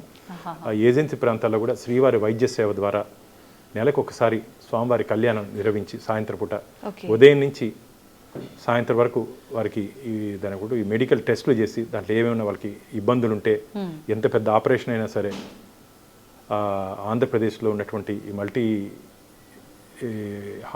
పెద్ద హాస్పిటల్, మల్టీ స్పెషాలిటీ హాస్పిటల్స్ అందరినీ టీటీడీ అంబరెన్లా కిందకి తీసుకొని వచ్చి వారి ద్వారా శ్రీవారి వైద్య సేవలు వాళ్ళని ఇంక్లూడ్ చేసి, ఇప్పుడు మనం ఈరోజు టెస్ట్ చేసాము ఒక 500 మందికి, దాంట్లో ఒక 10 మందికి హార్ట్లో ఏదో కిడ్నీ ఏదైనా ప్రాబ్లం ఉంది, ఎమర్జెన్సీ ఆపరేషన్ చేయకపోతే చనిపోతారు, అలాంటి వారికి ఫ్రీగా ఆపరేషన్ చేయాలి. అంటే మారుమూల గ్రామాల్లో మెడికల్ క్యాంప్స్ చేయాలని చేసి, అది ఏదో క్యాంప్ మారిగా ఫోటో ఎగ్జిబిషన్ మారిగా కాకుండా లాస్ట్ వరకు ఆ ట్రీట్మెంట్ స్క్రీనింగ్లో వచ్చిన తర్వాత వారికి ఏమి ఇబ్బంది ఉందో దాన్ని ఐడెంటిఫై చేసి సర్జరీ చేయాలి. సర్జరీ అయిన తర్వాత కొందరికి మాత్రలతో తగ్గే ప్రాబ్లమ్స్ ఉంటాయి, దాన్ని పూర్తి కోర్సు ఏదో వచ్చి ఒక రోజు 2 రోజులు ఫోటోల కోసం కాకుండా పూర్తి స్థాయిలో వారికి ఉన్నటువంటి ఏముందో ఆరోగ్య ఇబ్బంది ఉందో అది మొత్తం బాగుపడేంత వరకు వారికి ట్రీట్మెంట్ ఇవ్వాలని చెప్పి ఈ పాయింట్ కూడా మర్చిపోయాను నేను. ఈ శ్రీవారి వైద్య సేవ ఇప్పుడు తీసుకురావాలని నేను మాకు టైం సరిపోవట్లేదు ఏడాది పూర్తిగా ఇప్పటికే, ఎందుకంటే ఏడాది పూర్తి అయిపోయింది, ఇంకా ఏడాది ఉంది మాకు. ఈ ఏడాదిలో ఇవన్నీ ప్రయారిటీస్లో పెట్టుకొని చేయాలని ఆలోచిస్తున్నా. ఖచ్చితంగా చేసే విధంగా వెంకటేశ్వర నాకు బలం ఇస్తాడని చెప్పి ఆశ ఉంది. నిజంగా ఎంత గొప్ప మనసు అనిపిస్తోంది సార్ మీతో మాట్లాడుతుంటే. అంటే ప్రతి ఒక్కరూ పదవి కాలం తగ్గిపోతుంది అని అంటే సంపాదించి పక్కకేసే సమయం పోతుందేమో అనుకుంటూ ఉంటారు సాధారణంగా. మీరేమో నేను చేయాల్సిన సేవలు ఎక్కడ మిగిలిపోతాయో అని ఆలోచిస్తున్నారు. నిజంగా ఒక మంచి హ్యూమన్ బీయింగ్ ఎలా ఉండాలో మీరు అలా కనిపిస్తున్నారు సార్ నిజంగా. అందుకే స్వామి మిమ్మల్ని ఎంచుకొని ఉంటాడు ఆయన సేవలకన్నిటికి కూడా. సార్ ఈ విషయాలన్నీ కాసేపు పక్కన పెడితే మీ కుటుంబం గురించి, వ్యక్తిగత విషయాల గురించి, అంటే మీది లవ్ మ్యారేజ్ అని విన్నాను, వాటి గురించి ఏమైనా కొన్ని విషయాలు. నేను నా శ్రీమతి కలిసి చదువుకున్నాం చిన్నప్పటి నుంచి, ఎయిత్ నుంచి మేము కేజెక్స్లో కలిసి చదువుకున్నాం. ఆ 8th క్లాస్లో చిన్న డ్రామా వేసాం, స్నో వైట్ అండ్ 7 డ్రాప్స్ అని. దాంట్లో నేను ప్రిన్సు, రేఖ నా వైఫ్ పేరు ప్రిన్సెస్. సారీ, ఆ డ్రామాలో ప్రిన్సెస్. నిజ జీవితంలో కూడా అట్లాగంటే రాజురాని కాదు. ఆ రోజు అట్లా 8th క్లాస్లో ఏం జరిగిందో భగవంతుడు కూడా నాకు ఇచ్చాడు. నేను ఇష్టపడ్డాను రేఖని. అనేక ఒడిదుడుకులు, పెళ్లి చేసినప్పుడు కూడా గొడవలు, ఇంటర్ క్యాస్ట్ మ్యారేజ్ మాది. అప్పుడు వారి తల్లి ఇంట్లో కూడా ఒప్పుకోలేదు. ఎట్లా ఒకటే నిలదొక్కున్నాను. నేను మీ ద్వారా ఒకటే చెప్తున్నా, జీవితంలో ప్రేమించండి కానీ నిలదొక్కున్నాక పెళ్లి చేసుకోండి. ఏదో సినిమాలు చూసి తొందరగా చేసుకుంటే నిలదొక్కునే చాలా కష్టం. మీరు కానీ గమనించినట్లయితే సినిమాలు 3 గంటలు ఉంటుంది, జీవితం 100 ఏళ్ళు ఉంటుంది. కాబట్టి జాగ్రత్తగా ఇష్టపడండి, కానీ ఇష్టపడిన తర్వాత కష్టపడి లైఫ్లో సెటిల్ అయ్యి చేసుకొని వాళ్ళ జీవితాంతా మనం పక్కన పెట్టుకొని పోవాలి. ఏదో చిన్న చిన్న ఇబ్బందులు వచ్చాయని చెప్పి మన చేయి నమ్మి వచ్చిన వదిలే ప్రసక్తి పెట్టుకోకూడదు. కాబట్టి ఖచ్చితంగా నా స్కూల్ మేటే నా లైఫ్ మేట్ అయింది. కాబట్టి బాగున్నా. నాకు 2 పిల్లలు. నా వైఫ్ డాక్టరు, 2 పిల్లలు. బాబు బిజినెస్లో ఉన్నాడు, పృథ్వీ. పాప వైష్ణవి డాక్టర్, మొన్ననే పూర్తి చేసింది. సంతోష, భగవంతుడి ఆశీర్వాదంతో స్వామివారి అనుగ్రహం పూర్తి స్థాయిలో నా కుటుంబం మీద ఉంది. సంతోషంగా ముందుకు పోతున్నాను. నేను చేసే ఈ పోరాటంలో పూర్తి మద్దతు నా కుటుంబ సభ్యులు ఇస్తున్నారు. వారికి మేము స్వామివారి మా అందరి మీద చల్లని చూపు ఉండాలని చెప్పి మీ ద్వారా నేను కోరుకుంటున్నాను. సార్, ఇప్పుడు మీరు చెప్పారు అంటే చిన్న చిన్న ఇబ్బందులు వచ్చాయని చెప్పి పక్కన పెట్టొద్దు అని చెప్పి. మొదట్లో మీరు ఒక మాట చెప్పారు, యువత చిన్న చిన్న వాటికే ఎక్కువగా ఒత్తిడి తీసుకొని ఆత్మహత్యల వరకు కూడా వెళ్తున్నారు. అది లవ్ అవ్వచ్చు, లేదంటే ఏదైనా చిన్న సమస్య, కుటుంబ సమస్య అవ్వచ్చు. అసలు లవ్ అంటే మీ ఉద్దేశం ప్రకారంగా ఏంటి? ఇప్పుడున్న జనరేషన్ ప్రకారంగా లవ్ అనేది ఒక ఆకర్షణ మాత్రమే. అసలు ఆ నిజమైన లవ్ అంటే ఏంటి సార్? లవ్ అంటే అట్రాక్షన్ కాదు, కమిట్మెంట్. కమిట్మెంట్ ఏ రకమైన కమిట్మెంట్? అంటే జీవితాంతం మనం ఇష్టపడిన వ్యక్తితో వారికి ఇబ్బందులు లేకుండా, మనకి ఎన్ని కష్టాలు ఉన్నా వారికి ప్రయారిటీ ఇవ్వాలి. నువ్వు చిన్న అంటే ఇదేదో అయిపోయింది ఒకరోజు లవ్ చేసుకొని, అదేంటంటారు వ్యాలంటైన్స్ డే అని చేసుకుంటారు సంవత్సరానికి ఒకసారి. ఒకరోజు ఉండేది కాదు, జీవితాంతం ప్రేమ అనేది ఉండాలి. మళ్ళీ నమ్మి వచ్చిన వాళ్ళని జీవితాంతం బాగా చూసుకోవాలి. ఖచ్చితంగా భగవంతుడి మధ్యనే మనస్పర్ధలు వచ్చాయి. మనమే మనుషులం, దేవుళ్ళ మధ్యనే మనస్పర్ధలు వచ్చి చిన్న ఉన్నాయి, మన మధ్య కూడా వస్తాయి. అడ్జస్ట్మెంట్ అనేది ఉండాలి జీవితంలో. అడ్జస్ట్మెంట్ అనేది ఉండాలి. నేనే ఎందుకు అడ్జస్ట్ అవ్వాలి అని చెప్పి భావన రాకూడదు. అందరం కలిసి, కుటుంబం అంటే అందరం కలిసి ప్రయాణం చేయాల్సి ఉంటుంది. జీవితం భగవంతుడి ఇచ్చిన షార్ట్ లైఫ్ ఇది. రేపు ఉంటామో ఎల్లుండి ఎలా ఉంటుందో తెలియదు మనకు. అలాంటి సందర్భంలో భగవంతుడి ఇచ్చిన ఈ అందమైన జీవితాన్ని ఆనందంగా గడుపుదాం. జీవితంలో ఖచ్చితంగా సమస్యలు వస్తాయి. సమస్యల్ని అధిగమిస్తే ఖచ్చితంగా రేపు అనేది నా రోజు. నేను పాజిటివ్గా ఉంటానంటే రేపు నా రోజు. ఈరోజు నాకు ఎన్ని కష్టాలు వచ్చినా సరే రేపు సూర్యుడు ఉదయించే టైంకి నాకు అనుకూలంగా టైం వస్తుందని చెప్పి నేను భావిస్తాను. ఈరోజు ఎన్ని ప్రాబ్లమ్స్ అన్నీ రాని నాకు రేపటి రోజు ఎదురు చూస్తా. రేపు మంచి జరుగుతుంది, రేపు నా కోసం సూర్యుడు వస్తాడని ఒక స్ట్రాంగ్ ఒపీనియన్తో ముందుకు పోతాం. సూర్యుడు ఎంత ప్రకాశంగా ఉదయిస్తున్నాడో మనలో హోప్ కూడా అంతే. ఒక పాజిటివ్ మైండ్తో ఉండాలి. రే నాకెందుకు జరిగింది, నాకెందుకు ఇట్లా జరగాలి. చాలా మంది నాకెందుకు జరిగింది, నీకు కాదయ్యా. కొన్ని కోట్ల మందికి సేమ్ ప్రాబ్లం ఉంది, బయటపడరు అంతే. ఇప్పుడు అందరికీ, నాకు కూడా డే టు డే ఏదో ఒక ప్రాబ్లమ్స్ ఉంటుంది. నవ్వుతూ బ్రతకాలి. ఏదో సినిమాలో చూసాను, చిరునవ్వులతో బ్రతకాలి, చిరంజీవిగా బ్రతకాలి, ఆనందిస్తూ అందరి కోసం బ్రతకాలి. కాబట్టి ఆ కాన్సెప్ట్తో బ్రతుకుదాం. దేవుడిచ్చిన జీవితం ఇది. బాగా మనం ఆనందంగా ఉంటూ మన చుట్టూరు వాళ్ళని ఆనందపరుస్తూ ఖచ్చితంగా ఒక మంచి లైఫ్ని లీడ్ చేద్దాం. చిన్న చిన్న విషయాలకి భగవంతుడిచ్చిన అందమైన జీవితాన్ని దయచేసి పోగొట్టుకోవద్దండి. జీవితంలో చాలా సందర్భాల్లో లేట్ లైఫ్లో సెటిల్ అయిన వాళ్ళు ఉన్నారు. లేట్ లైఫ్లో 60-70 సంవత్సరాల్లో ప్రపంచాన్ని ఏలినటువంటి పారిశ్రామికవేత్తలను చూస్తున్నాం మనం. అవును సార్. కాబట్టి ఈ ఒక్కరోజు ఏముంది, రేపు నా రోజు సక్సెస్ అవుదాం, అయి చూపిద్దాం. మనము జంతువులు మారకు కాదు కదా, మనుషులు మనకు ఒక హోప్ ఉంది. ఆ హోప్ను ఎవరు దయచేసి పోగొట్టుకోవద్దండి. హోప్తో బ్రతకండి. ఆశయం ఆశతో ఖచ్చితంగా బ్రతికితే అద్భుతాలు జరుగుతాయి. అది మన లైఫ్లోనే జరుగుతాయి. ఆ ఆకాంక్షతో మనం ఖచ్చితంగా ముందుకు పోతే ఖచ్చితంగా భగవంతుడు మనకు తోడుకుంటాడు. కానీ ఒకటి చెప్తున్నా, చెడు మార్గంలో పోవద్దండి. చెడు మార్గంలో పోవద్దండి, సన్మార్గంలో పోదాం. ఈ చిన్న చిన్న అట్రాక్షన్స్కి, ఈ దాని ఏమంటారు, ఈజీ మనీకి అలవాటు పడితే రిస్క్. ఈజీ మనీకి అలవాటు పడితే ఈజీగా వచ్చే డబ్బు నిలబడదు. ఈజీ మనీకి అలవాటు పడద్దండి. తృప్తిగా మీరు చేసే ఉద్యోగంలో కానీ, కష్టంలో కానీ, కూలి అయినా నాలి అయినా సరే, మనకు వచ్చినట్టు భగవంతుని ఎంత ఇస్తామో అంతే, దాంతోనే తృప్తి పడదు. ఇక్కడికే నా లైఫ్, దాన్ని కోరికలను అదుపు చేసుకుంటే ఖచ్చితంగా లైఫ్ బాగుంటుంది. కోరికలు అదుపు చేసుకోకపోతే అదేదో సినిమా కోరికలే గుర్రాలు అయితే అనేది ఉంది, అట్లా జీవితం చెడిపోతుంది. కాబట్టి మనకున్నటువంటి కమిట్మెంట్స్తో ఒక మంచి ఆదర్శవంతమైన జీవితాన్ని నడుపుతూ ముందుకు పోతే ఖచ్చితంగా లైఫ్ చాలా బాగుంటుంది. ఈ నేటి యువత ఎవరు ఎమోషన్స్కి లోను కావద్దండి. ఖచ్చితంగా భగవంతుడు ఇచ్చినటువంటి అందమైన జీవితాన్ని మంచిగా తీసుకొని ముందుకు పోతాం. ఎందుకంటే మనతో నమ్ముకున్న చాలామంది ఉంటారు. నువ్వు సూసైడ్ చేసుకోకపోతే నిన్ను నమ్మిన తల్లి కానీ, నేను నీతో పాటు ఉన్నటువంటి స్నేహితులు కానీ, వీళ్ళందరూ స్నేహితులన్నా కొద్దిగా ఒక నెల 2 నెలల సంవత్సరం బాధపడతారు. ఫ్యామిలీ అనేది చెడిపోతే జీవితాంతం నాకు కొన్ని కుటుంబాలు ఇంకా చూస్తాను, ఇంకా ఏడుస్తున్నారు. కోలుకోలేరు. ఎందుకు చెప్పండి? తల్లిదండ్రులను బాధపెట్టి, తోబుట్టున్న బాధపెట్టి సాధించేది ఏముండదు. ఆ ఒక్క క్షణం నిలదొక్కుంటే భవిష్యత్తు ఆకాశమే నీ హద్దు. ఎగిరే గాలిపటాన్ని ఆదర్శంగా తీసుకోండి, ఎగిసిపడే కెరటాన్ని ఆదర్శంగా తీసుకోండి. అంటే ఎదురు గాలికి ఎదిరే గాలిపటం ఆదర్శంగా తీసుకోండి. పడి లేచినటువంటి కెరటాన్ని ఆదర్శంగా తీసుకుంటే ఖచ్చితంగా మన జీవితం కూడా ఉన్నత కెరటాలకి, శిఖరాలకి ఎదిగే అవకాశం ఉంది. Super sir. నిజంగా ఒక మంచి మోటివేషన్ వర్డ్స్ అని చెప్పొచ్చు సార్ మీరు చెప్పిన ప్రతి ఒక్కటి కూడా. ఇలాంటి మాటలు ప్రస్తుత జనరేషన్లో ఉన్న వాళ్ళు, అలా ఇబ్బందులకు లోనవుతున్న వాళ్ళకి ఈ వీడియో కనుక మీ మాటల రూపంలో వెళ్ళగలిగితే ఒక ఆనిముత్యమే సార్ ప్రతి ఒక్క మాట కూడా. మంచి message sir. Thank you sir. Thank you very much. నమస్తే. And for more videos, please subscribe to iDream. Please subscribe to iDream. Please subscribe iDream. And please subscribe to iDream. For more videos, subscribe to iDream. please like, share and subscribe to the channel. Congratulations, iDream. Subscribe to iDream. Subscribe to iDream. So subscribe to iDream Media. iDream ki iDream team andarki huge congratulations. Please subscribe iDream Media. Please subscribe to iDream. Subscribe iDream. Please subscribe to iDream. iDream అంటే నా కళల ఛానల్ను subscribe చేసుకున్న నోరు తిరుగుతలేదు, మీరైతే గంట గుర్తు కొట్టండి. For more such videos, please subscribe to iDream. Subscribe to iDream. Please subscribe to iDream. Please subscribe iDream Media. Please do subscribe to iDream. Please subscribe to iDream Media. For best entertainment and information, please subscribe iDream. And don't forget to subscribe to iDream.